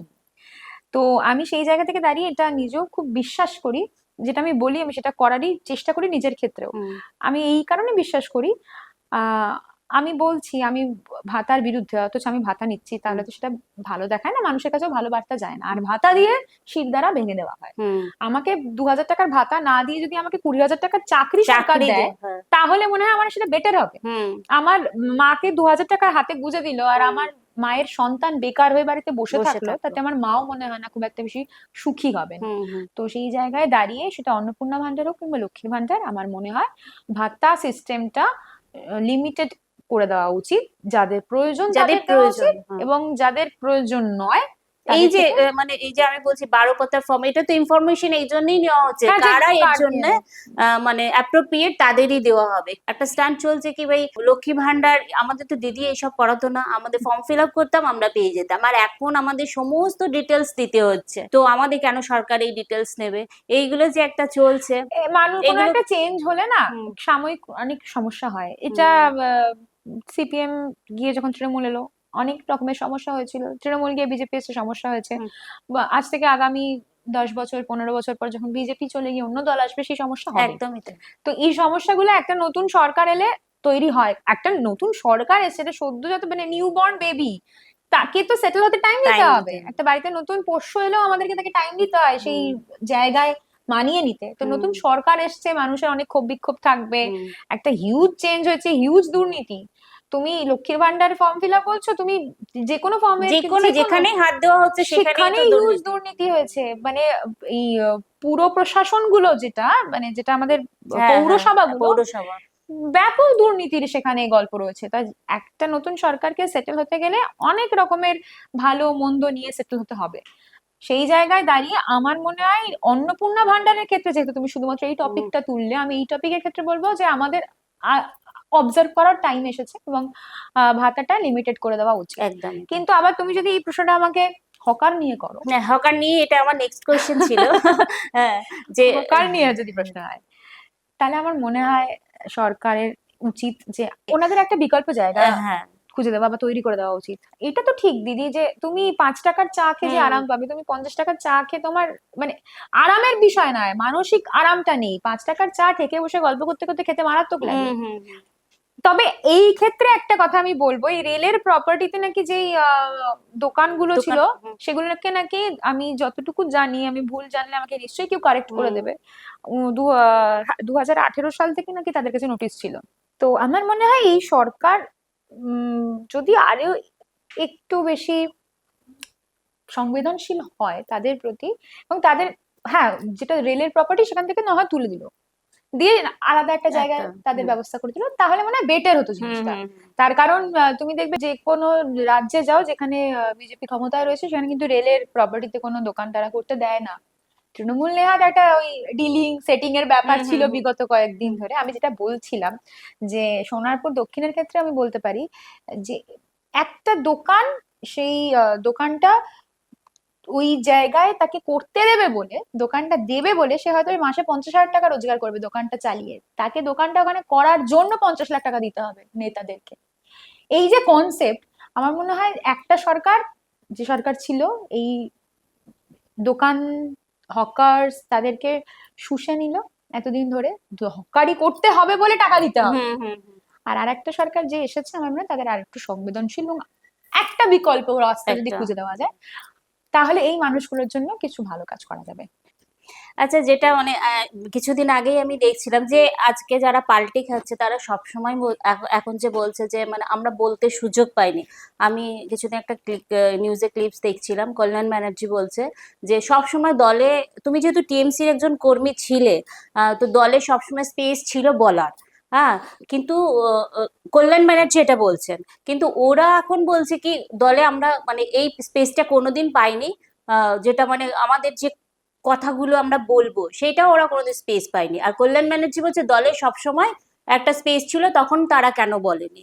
তো তুমি তো তৃণমূল কর্মী ছিলে, তো তোমার কি মনে হয় দলে সত্যি কি একটা জায়গা ছিল নিজেদের কথা বলার, কি আমরা কিভাবে উন্নয়ন করব, নিজেদের যেটা কাজ সেটা আলোচনা করার কিছু জায়গা ছিল? জায়গা থাকলে তো সাসপেন্ড হয়ে যেতে হতো, যেটা আমাদের আচ্ছা সঙ্গে হয়েছে, তাই না? আচ্ছা। একটা ভরা মঞ্চে দাঁড়িয়ে একজন মুখ্যমন্ত্রী বলতে পারছেন একটা পুলিশ অফিসারকে, এই তোমার ভুঁড়িটা বেড়ে গেছে কিন্তু। হ্যাঁ, যতটাই হোক এটা ভ্রাতৃসুলভ কিংবা পরিবার সুলভ আচরণ, কিন্তু এটা অফিসিয়ালি কাউকে বলা যায় না। এই তুমি কিন্তু এই কাজটা এরকম করছো, অমুক করছো, তমুক করছো, এটা অফিসিয়ালি বলা যায় কি একটা পুলিশ অফিসারকে? হুম তো সে তো পুলিশ অফিসার, হুম। বাদ দাও তার কথা, দলের কথা বলছো, দলের ক্ষেত্রেও তো এটা হয় না, মানে এই মানে ওরা নাকি বলতো মানে দলে না, যখন বলার জায়গা ছিল তখন নাকি ওরা এসে এটাই বলছো, দিদি তোমার শাড়িটা খুব সুন্দর, এই তো শাড়ির পাটটা খুব সুন্দর, মানে এই নিয়ে ওরা আলোচনা করতো। 100% এইটা তো হয়। দিদিকে কে কিভাবে বাটারিং করবে। স্তুতিবাক্য, কতজন দিদিকে স্তুতিবাক্য দিতে পারবে সেটা হয়। এবং তুমি বিজয়া দশমী বা লক্ষ্মী পুজোর সময় যাও, এই স্তুতিবাক্যর কনসেপ্ট চলতেই থাকে। এবং আমি ওটাই বলছিলাম যে একটা দলকে কত পরিমাণ বাটারিং করলে হুম তার ভুলকেও ঠিক ঠিক ঠিক বলে চালালে তাদেরকে দিনটা দেখতেই হবে। আর কল্যাণ বন্দ্যোপাধ্যায় যিনি বলছেন, সম্মানীয় সাংসদ, আমি তার বিরুদ্ধে কটু কথা না বলেই একটা কথা বলতে চাই, সেটা হচ্ছে যে একটা সময় তিনিও কিন্তু ঠিক এই পাল্টিবাজ কাজটা তিনিও করেছিলেন। আরজি করের সময় যখন বিনা কারণে আহ, কয়েকটি জুনিয়র ডাক্তারদেরকে, তারা আরজি কর ইস্যুতে তাদের কোনো রিলেশন নেই, শুধুমাত্র তাদেরকে থ্রেট কালচারের বলি হিসাবে কয়েকজনকে এমনি ফাঁসিয়ে দেওয়া হয়েছিল, কয়েকটি জুনিয়র ডাক্তারকে বলি কালচারের, কারণ তারা তৃণমূল ছাত্র পরিষদটা করতো তাই। তো তাদের মামলা লড়ে তারা মামলায় জিতে এসেছিল। হুম সেই মামলাটা প্রান্তিক চক্রবর্তীর তরফ থেকে, প্রান্তিক নিজে যেহেতু লয়ার বা এই অ্যাডভাইজার, হুম। লয়ের অ্যাডভাইজার, তো ওর তরফ থেকে এই মামলাটা লড়া হয় এবং তারপর ওই ছেলেগুলো জিতে যায়। আচ্ছা। এবার কল্যাণ বন্দ্যোপাধ্যায় কি শুরু করেন, তিনি বলেন টিভিতে গিয়ে যে আমি ছিলাম বলে মামলাটা হয়েছে। এবং যখন মামলাটা, তার আগে এই ছাত্রগুলো যখন কল্যাণ বাবুর কাছে গিয়েছিলেন, বলেছিলেন যে আমার স্যার আমাদের মামলাটা লড়ুন, তখন কিন্তু উনি লড়েননি, বা মমতা বন্দ্যোপাধ্যায় অব্দি কনভেও করেননি, বা স্টেট পর্যন্ত পৌঁছাননি। যখন দেখলেন যে জিতে গেছে, তার পরবর্তী স্টেপটা তখন তখন হ্যাঁ। উনি ক্যাপচার করে নিলেন। হুম এবং উনি টিভিতে সেদিন বলেছিলেন, আমি না থাকলে ছাত্রগুলোর কি হতো। সেদিন আমি একটা ফেসবুকে পোস্ট করেছিলাম যে উনি না থাকলেও ওই ছাত্রগুলোর যা হওয়া তা হয়ে গিয়েছিল। হুম। এবং যাকে আপনাদের দল সাসপেন্ড করেছিল, সেই প্রান্তিক চক্রবর্তী কিন্তু এই ছাত্রগুলোর সেই মুহূর্তে দাঁড়িয়ে মাথার ছাতাটা হয়ে পাশে থাকতে হ্যাঁ। পেরেছিল। তো এই পাল্টিবাজি তাদের মধ্যেও ছিল। এখন তুমি বলছো শাড়ির পাড় সুন্দর, দিদি তোমাকে কি সুন্দর দেখতে লাগছে। হুম হুম। আমি বললাম সেলিব্রিটিটাতে এগুলো ম্যাক্সিমাম ক্ষেত্রে তারাই করছে যারা পলিটিক্স এর পটাও জানতো না। পলিটিক্স এটা পড়াশোনা করে পলিটিক্স করতে হয়, মানে সবকিছু এটা পড়াশোনা করে একদমই করতে হয়। তাই। তো ইঞ্জিনিয়ার যদি ইঞ্জিনিয়ারিং না পাশ করে ইঞ্জিনিয়ার হয় তাহলে মুশকিল। হুম। সেরকমই রাজনীতিতে সেলিব্রিটি কালচার যদি চলে আসে, তখন তো এগুলো হবে। পলিটিক্স তো আমরা শুনলামই অনেক। এবার তোমার কিছু মানে তুমি খুব সুন্দর গান গাও আমরা শুনেছি, সেই গানের ব্যাপারে তোমার গানের স্টার্টিংটা কবে থেকে হয়েছে, মানে এখন আমি অব্দি দু কি করছো বছর কোনো? বয়স থেকে গান শিখি। আচ্ছা আচ্ছা। আর এখন করছি, কি নাম জিজ্ঞাসা করছো? হ্যাঁ হ্যাঁ। সাধনাতে রয়েছি এখন তো, কিছুটা তাও সময় পাওয়া গেছে সাধনা করার, সেটা আমি করছি, রেওয়াজ যা যা করার করি এখন। হুম। আমি 2 বছর বয়স থেকে আমার গানের হাতে করি, আমার মায়ের হাত ধরে। তো তো গানটা নিয়ে কোনোদিন ফিউচারে ভাবোনি ওটা নিয়ে এগোবো? তোমার এত ভালো গলাও শুনেছি, আমরা এত লাইন শুনবো। ভাবিনি, মানে কি বলতো, উম, মা বাবার অনেক স্বপ্ন ছিল গান নিয়ে আমাকে এগিয়ে নিয়ে যাওয়ার কথা। আমারই হয়তো ভুল, আমি সেটাকে এগিয়ে নিয়ে যাইনি বা এখনো এগিয়ে নিয়ে যাই না। কেউ আমাকে হয়তো সেই এনকারেজ আমাকে সবাই করে, কিন্তু এগিয়ে নিয়ে যাওয়ার যে কিকটা, সেই হুম। কিকটা হয়তো আমি পাইনি। এটা হয়তো আমারই ভুল, আমি সেই জন্য আম, অবশ্যই তুমি বললে ভেবে দেখবো। একদম, একটু যদি শোনাও 2 লাইন। হুম। মানুষ ছাড়া খ্যাপারে তুই মূল হারাবি, মানুষ ছাড়া খ্যাপারে তুই মূল হারাবি, মানুষ ভজলে সোনার মানুষ হবি, ও মানুষ ভজলে সোনার মানুষ হবি, মানুষ ভজলে সোনার মানুষ হবি। বাহ, খুব সুন্দর, সত্যি তোমার গলা খুব সুন্দর। কিন্তু এখানে আমি একটা কথা জিজ্ঞেস করব, তুমি তো সরকারের পক্ষেই ছিলে, বিগত সরকারের পক্ষেই ছিলে, তো তুমি কোনো বাটারিং বাটারিং করে অনেক ফিল্মে তো প্লেব্যাক করতে পারতে, হ্যাঁ, করতে পারতাম, সুযোগ ঠিক পেতে পারতে। বলেছো। হ্যাঁ। সেটা তুমি যদি আগে দেখা হতো তোমার সঙ্গে, আমি অবশ্যই এটা করতাম, বাটরিং করে বিশ্বাস ব্রাদার্স এর কাছে পড়ে থেকে একটা ফিল্মে গাওয়ার তো সুযোগ অন্তত করে নিতাম। হ্যাঁ, নিশ্চয়ই। মিস্টেক হয়ে গেছে তো। মিস্টেক হয়ে গেছে, তুমি আগে একটু আলাপ হলে আমার একদম ওটা হয়ে যেত। এখন তো নিশ্চয়ই আমি একটা ভালো, তখনও প্লেব্যাক করে তখন টিকিট ফিকিটও পেয়ে যেতাম বলো, একদম। বা পাঁচালি, দিদির পাঁচালি গাইতে পারতাম। হাম্বা হাম্বা নাম্বা নাম্বা। অনেক কিছু করতে পারতাম। আমাকেই ব্যান না করে দেয় আমার শোটা। এটা বলার জন্য ব্যান। যাই হোক গে, তুমি অভিনয়ও করো, যে তুমি কি কি কাজ করেছো? আমি একটি পূর্ণদৈর্ঘ্যের নেপালি সিনেমা করেছিলাম, মানে অভিনয় করেছিলাম সেখানে, যেটাতে প্রান্তিক ডিরেকশনে পার্টটা সামলেছিল। এছাড়া আমি কয়েকগুলো মিউজিক ভিডিও করেছি, হুম। শর্ট ফিল্ম তো করেছি, যে শর্ট হ্যাঁ, ফিল্মের জন্য যেটার জন্য সাসপেন্ড হয়েছি তোমার। সেটাও করেছি, এছাড়া আরো অনেকগুলো শর্ট ফিল্ম করেছি। আচ্ছা, এবারে আসছি মেন পয়েন্টে, যেটা হচ্ছে পলিটিক্স ইন্ডাস্ট্রির মধ্যে যে ঢুকে গেছে যেভাবে, ধরো অনেক আর্টিস্টরা কাজ করতে পারেনি, অনেক টেকনিশিয়ানসরা কাজ পায়নি, এই যে একটা চক্র চলতো, এই চক্রটাকে তুমি কিভাবে দেখছো, মানে তোমার কি মতামত এই নিয়ে? না, 100% এটার জন্য তো শুধু এটা কেন, ধরো তোমার গিল্ড ছাড়া হুম। যে শুটিং করা যাবে না, হুম। এবং গিল্ড ম্যান্ডেটারি, মানে গিল্ডটা এমন ভাবে চাপিয়ে দেওয়া হতো সেটা নিয়ে, তোমার ধরো যেখানে 4 জনের কাজ, কথার কথা বলছি, সেখানে 40 জনকে তোমাকে একদম, নিয়ে যেতে একদম, হবে, এই যে হ্যাঁ। চাপিয়ে দেওয়া। হুম। নতুন সিনেমার জগতের নতুন প্রজন্ম, অভিনয় জগতের বা এই পুরো প্রফেশনের যে নতুন প্রজন্ম, তাদের তো কাজ করার সেই তাহলে সুযোগ থাকছে না, কারণ না। সবাই তো আর একটা বিরাট প্রডিউসারের ব্যাকআপ নিয়ে নামছে না। না। একটা ছোট্ট কাজ, সেই কাজের জন্য যে গিল্ড না নিয়ে গেলে তাকে চিঠি পাঠানো, হুম। গুপি কাজ যেটাকে বলা হুম। হয়, হুম।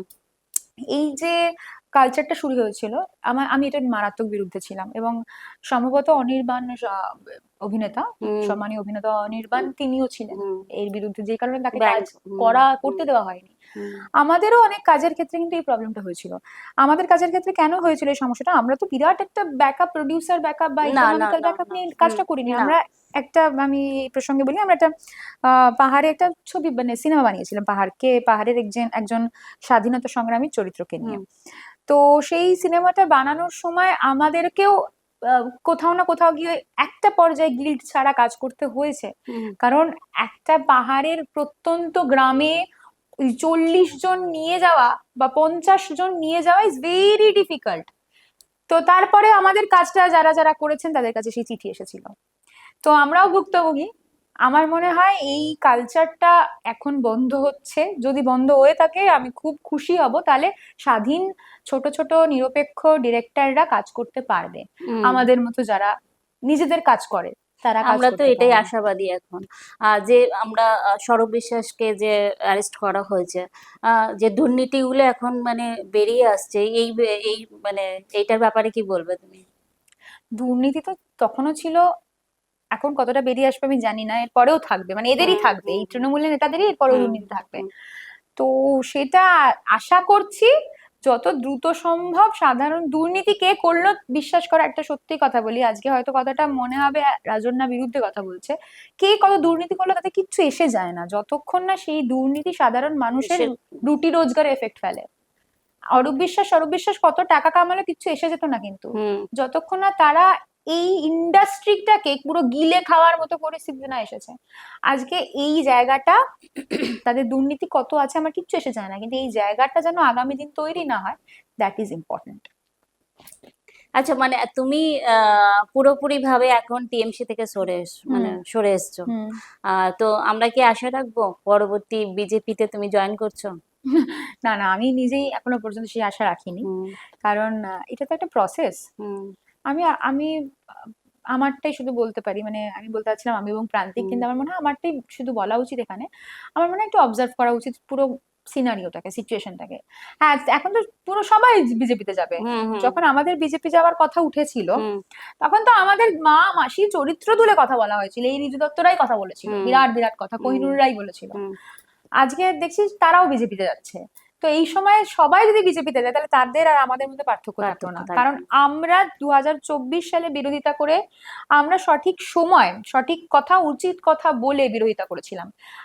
তাহলে আমরা সেই যে সময় আমাদের বিজেপি যাওয়ার কথা উঠেছিল, আজকে যদি এদেরও বিজেপি যাওয়ার কথা হয়, এদের বিরুদ্ধেই তো আমাদের বক্তব্য ছিল। হ্যাঁ, একদম। তাহলে এদের সঙ্গেই আমার যদি রাজনীতি করতে হয় একই প্ল্যাটফর্মে বা একই ডেকোরামে, এই একই মঞ্চে, হুম তাহলে আমার মনে হয় বেটার সেই দূরে দলটা না থাকাই করা ভালো। বেটার। তাহলে তুমি কি এখন পুরোপুরি মানে রাজনীতি থেকে দূরে আছো? না, রাজনীতি থেকে দূরে আছি এমন, রাজনীতি করতে হবে মানে বিজেপি করতে হবে, তৃণমূল না না, করতে হবে, এরকম হ্যাঁ। কোনো কি বিষয় নয়। কিছু প্ল্যানিং তো নিশ্চয়ই রয়েছে আমাদের, যেটা আমরা ভাবছি করব, এবং সেটার জন্য আমার মনে হয় তোমার মানে ফিউচার প্ল্যান কি আছে? ফিউচার প্ল্যান তো অবশ্যই পলিটিক্স এর ময়দানে থাকা। আপাতত আমি এই ভাবনা নিয়েই করছি। হুম কাল কিসনে দেখা, কাল আমি জানি না কি হবে। তো লেটস সি, যে যদি কিছু নতুন কিছু আমরা ভাবতে পারি, সেটা মানে আমি আমার প্রান্তিকের কথা বলছি, হুম আমরা যদি নতুন, এতদিন তৃণমূলে ছিলাম, নতুন হুম কিছু যদি ভাবতে চাই আমরা, হুম নিশ্চয়ই ভাববো। খুব ভালো লাগছে। দিদি, আরে এসছি আবার। আবার চলে এসছো? হ্যাঁ, বাপরে বাপরে, তুমি তো মানে একটাও কিছু মিস করো না। না না মিস করে। আর আজকে মিস করবো কি করে? এই যে প্রতিবাদী দিদি চলে আসছে না, তোমার কি দরকার? না আমি কিছু বলতে চাইছি। কি বলতে চাও? দিদি বলছি এখানে বসো। হ্যাঁ হ্যাঁ, নিশ্চয়ই নিশ্চয়ই নিশ্চয়ই। বসতে হ্যাঁ। আড্ডা দিদি, পূজা আহ, যেটা বলছিলাম, আমি তো নরক থেকে এসেছি, ও আচ্ছা, হ্যাঁ, মর্তে। ডিরেক্ট তো ফ্রম নরক। হ্যাঁ, তা মর্তে এসে না আমার যে ডিম খেতে হচ্ছে, মাথায় ডিম, পেটে ডিম, পিঠে ডিম, সব জায়গায় ডিম খাচ্ছি। এইটুকু ঢাল দেওয়ার কতটুকু বাঁচা বল আছে ওর শরীরটাকে? আমার বউটা তো নরকে পড়ে। আচ্ছা, আর ও ওখানে না, ফেরত যেতে চাইছে, কিন্তু এখন মানে নরকে ভিসা যাওয়ার পাচ্ছে জন্য ভিসা পাচ্ছে না, কিন্তু এখন ডিম খাচ্ছে। হ্যাঁ। তাই তুমি যেহেতু প্রতিবাদী মুখ, তাই তোমার থেকে মনে হয় কিছু জানতে এসছো। হ্যাঁ, বলতে এসছি। হ্যাঁ, বলতে এসছো। আমার বউটা তো ওখানে পড়ে। আর এখানের মতো না, ওখানে পুরো পলিটিক্স এ ছেয়ে গেছে। ও সব নোংরা নোংরা বাজে বাজে লোক। তা তুমি তো একজন প্রতিবাদী দিদি, হুম, তুমি যদি একটু কিছু বলে দাও, তাহলে আমার বউটা ওখানে ডিম খাওয়ার হাত থেকে বাঁচে। কাকে বলতে হবে? বউকে? না এই বদমাস দুষ্ট লোকগুলো। দুষ্টু লোকগুলোকে বলতে হবে। না, আগে তুমি বলো, তুমি বউকে ছাড়া এসছো কেন? এলাম ঘুরতে ঘুরতে। মানে বউকে ছাড়া ঘোরার তোমার খুব শখ না? না, এই জন্যই তো খাচ্ছে ডিমটা। এখানে অনেক ভালো ব্যাপার, এখানেও তো হচ্ছে পলিটিক্স খুব বাজে। তোমাদের নরকের থেকেও খারাপ জায়গা। তাই তো আর দেখছি। তুমি তার মানে নিশ্চয়ই খারাপ লোকগুলোর সঙ্গে ঘুরেছো, তাই ডিম খেয়েছো। একদম দিদি, ভালো লোকদের সঙ্গে ঘুরলে ডিম খেতে না, আমাদের সঙ্গে ঘুরলে ডিম খেতে না কিন্তু। এই তো পেয়ে গেছি, এবার তো ঘুরবো। এবার আর কেউ অসুরদাকে কেউ ডিম মারবেন না, আমার রিকোয়েস্ট সবার কাছে। বুঝে গেলাম। যাও, আর- তুমি ভিসাও পেয়ে যাবে মনে এবার হচ্ছে। তুমি ভিসাও পেয়ে যাবে। না, ভিসাটা পেতে গেলে তোমাকে তো কয়েকদিন অপেক্ষা করতে হবে, যুদ্ধ চলছে না এখন। তাড়াতাড়ি হলে ভালো হয়, বউটা ওখানে একা পড়ে তো। ঠিক হয়েছে, বউকে না নিয়ে আসা। আমার বর যদি করতো না, কানটা ধরে ছিঁড়ে দিতাম আরে একদম। আমি ছিলাম তো, কেটে দিতাম তো। আরে বাবা, ঠিক আছে, তোমার যেটা মানে জানার দরকার ছিল জেনে গেছো, তো সলিউশন পেয়ে গেছো। পেয়ে গেছি, দিদি যদি কিছু বলে দেয়। দিদি তো বললো। দুষ্টু লোকদের, দুষ্টু লোকরা একদম অসুরদাকে কেউ বিব্রত করবে না, অসুরদাকে বিরক্ত করবে না, আর অসুরদার বউকেও কেউ বিরক্ত করবে না। অসুরদার বউকে আগামী এমএলএ নরক ফ্রম নরক, আমরা নরক বিধানসভা থেকে আগামী এমএলএ এর জন্য প্রজেক্ট করছি। একদম আমাদের অসুরদা পার্টি জিন্দাবাদ। জিন্দাবাদ। ঠিক আছে, হয়ে গেছে, সলিউশন পেয়ে গেছো। এবার তুমি যাও, আমাকে রাজনের সাথে কথা বলতে দাও। ঠিক আছে, যাও দাদা। যাও। দেখা হবে নরকে গেলে। না না না, আজ তাড়াতাড়ি রাজনটাকে নরকে গেলে চলবে না। ঠিক আছে, যাও। টাটা।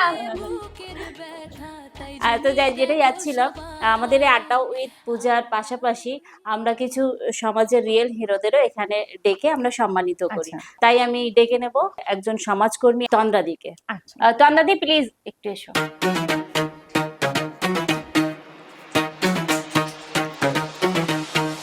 মন খুলে হবে কথা তার জন্য তোমাকে একটু রিকোয়েস্ট করবো, এটা যদি তন্দ্রাদির হাতে একটু হাসলে কম নমস্কার। বুকের ব্যথা তাই জমিয়ে দেখো সবাই আপনাদেরকে অসংখ্য অসংখ্য অসংখ্য ধন্যবাদ এত ভালো ভালো হ্যাঁ, কাজ করার জন্য। তন্দ্রাদি তুমি একটু এসে বসো এখানে। মন খুলে হবে কথা হই হুল্লোড় অনেক মজা হাসলে কমবে বুকের ব্যথা তাই জমিয়ে দেখো তন্দ্রাদি খুব ভালো সবাই। লাগছে তোমাকে টুটুল ব্যানার্জির স্মৃতি সম্মান তোমার হাতে তুলে দিতে পেরে।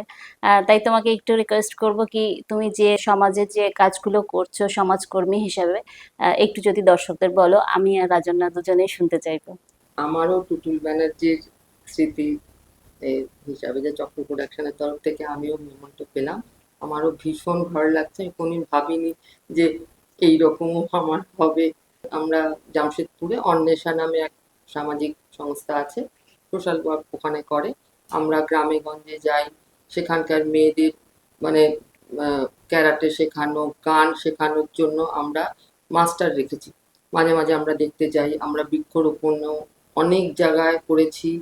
তারপরে আমরা জুতে গিয়ে সেখানেও আমাদের কাজ মানে মাংকি ওদের কেজ পরিষ্কার করা, মানে প্রচুর কাজ। আমাদের যিনি আছেন অন্বেষাতে হেড আছে যে আলপনা ভট্টাচার্য, আমরা অনেক গ্রামে গিয়ে গিয়ে সেখানকার লেখাপড়া করানোর জন্য বাচ্চাদের বাংলাটা ঝাড়খণ্ড থেকে উঠে যাচ্ছে, যখন থেকে বিহার ঝাড়খণ্ড আলাদা, বিহার থেকে ঝাড়খণ্ড আলাদা হয়ে গেল, বাংলা উঠে যাচ্ছিল, বাংলা তাদের বই দিয়ে বাংলাটাকে আরো এগোনোর জন্য।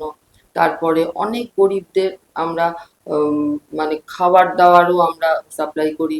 তার মানে আমাদের শুধু আমি একা বলছি না, আমাদের একটা গ্রুপ আছে, সবাই আমরা চাঁদা কালেকশন করে আমরা দিই। হসপিটালে গিয়ে, গভর্নমেন্ট হসপিটালে গিয়ে আমরা সেখানেও আমরা খাবার দাবার আমরা দিই। এই দুর্গাপুজোর আগ দিয়ে এরকম নানান কাজ আমাদের সংস্থা করে থাকে। আর সেখানে আমরা 47 জন মেম্বার।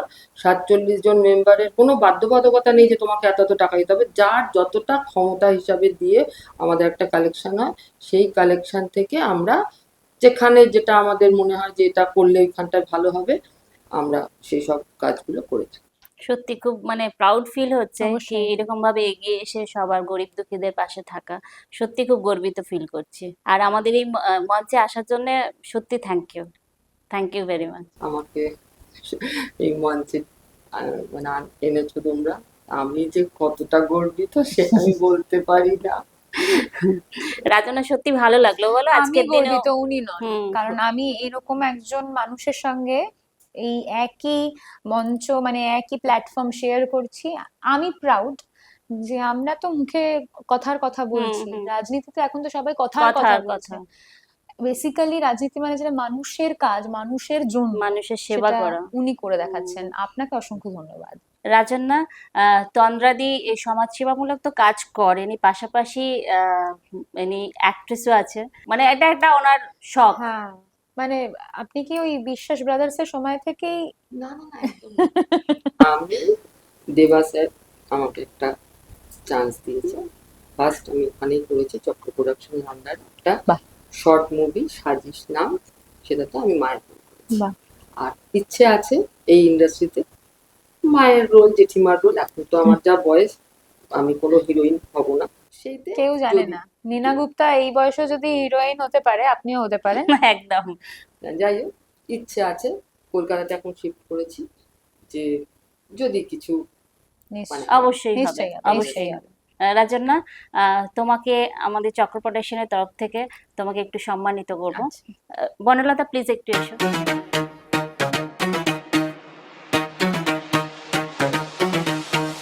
মন খুলে হবে কথা হই হুল্লোড় অনেক মজা হাসলে কমবে বুকের ব্যথা তাই you, জমিয়ে thank you. দেখো সবাই আড্ডা with Puja thank you very much. নরক থেকে ভিসা নিয়ে বাচ্চা অসুর রাজন্না, তুমি একজন সমাজকর্মী, সমাজে অনেক কাজ করছো এবং আগামী দিনে আরো অনেক কাজ করবে। আর তোমাকে দেখে আমি চাইবো কি তোমার যে প্রতিবাদী মুখ হিসাবে তুমি সমাজে একটা পরিচিতি পেয়েছো, চাইবো তোমার মতো আরো অনেক রাজন্যা তৈরি হোক। তো তুমি যেহেতু আমাদের মঞ্চে এসেছো আড্ডা উইথ পূজাতে, তোমাকে পেয়ে সত্যি খুব আজকে ভালো লাগছে। আমারও খুব মজা হয়েছে। হ্যাঁ, তো আমি চক্র প্রোডাকশনের তরফ থেকে তোমাকে সম্মানিত করছি। Thank you. রাজন্যা, তুমি যেটা আমি বলছি, তুমি সত্যি খুব মিষ্টি মেয়ে, তুমি খুব সুন্দর দেখতেও, ঠিক আছে? তো আমরা শুধু অ্যাজ আ পলিটিশিয়ান তো তোমাকে দেখছি, আমরা চাইবো কি তুমি আগামী দিনে একজন অভিনেত্রী হিসেবেও কাজ করো। হ্যাঁ, আর তোমার গানও শুনলাম, তোমার সত্যি প্লেব্যাক আমরা আগামী দিনে শুনতে চাইবো। থ্যাংক ইউ, নিশ্চয়ই। মানে ভেবেছো আমার শুভাকাঙ্ক্ষী হিসাবে এতটুকু, তার জন্য আমি কৃতজ্ঞ। এবং খুব ভালো লাগলো, খুব ভালো লাগলো তোমাদের এই পুরো অনুষ্ঠানটাতে এসে আমি যা মজা করলাম। আমার মনে হয় প্রত্যেকের একবার অন্তত এই পডকাস্টে পূজাদির সঙ্গে আসা উচিত। Thank you very much. তো আমরা এবারে শেষ করব। রাজন্যা, এই, আমি এসে গেছি যাওয়া। আচ্ছা ঠিক আছে, থাকো। আবার এসে গেছে। হ্যাঁ, আবার এসে গেছে। রাজন্যা, আমরা এবারে শেষ পর্যায়ে এসে গেছি। তো এই শেষ করার আগে তুমি যেহেতু এত সুন্দর গান করো, আমাদের টাইটেল ট্র্যাক আছে, আমরা ওই দিয়ে শেষ করছি। ব্যাস, খুব একটু ভালো। এই গানের সঙ্গে যদি তুমি একটুখানি কোমর দোলাও। ও, সুরটা খুব ভালো। নামবে তো? হ্যাঁ, সবাই সবাই চলো তাহলে। মন খুলে হবে কথা, হই হুল্লোড় অনেক মজা, হাসলে কমবে বুকের ব্যথা, তাই জমিয়ে দেখো সবাই আড্ডা উইথ পূজা।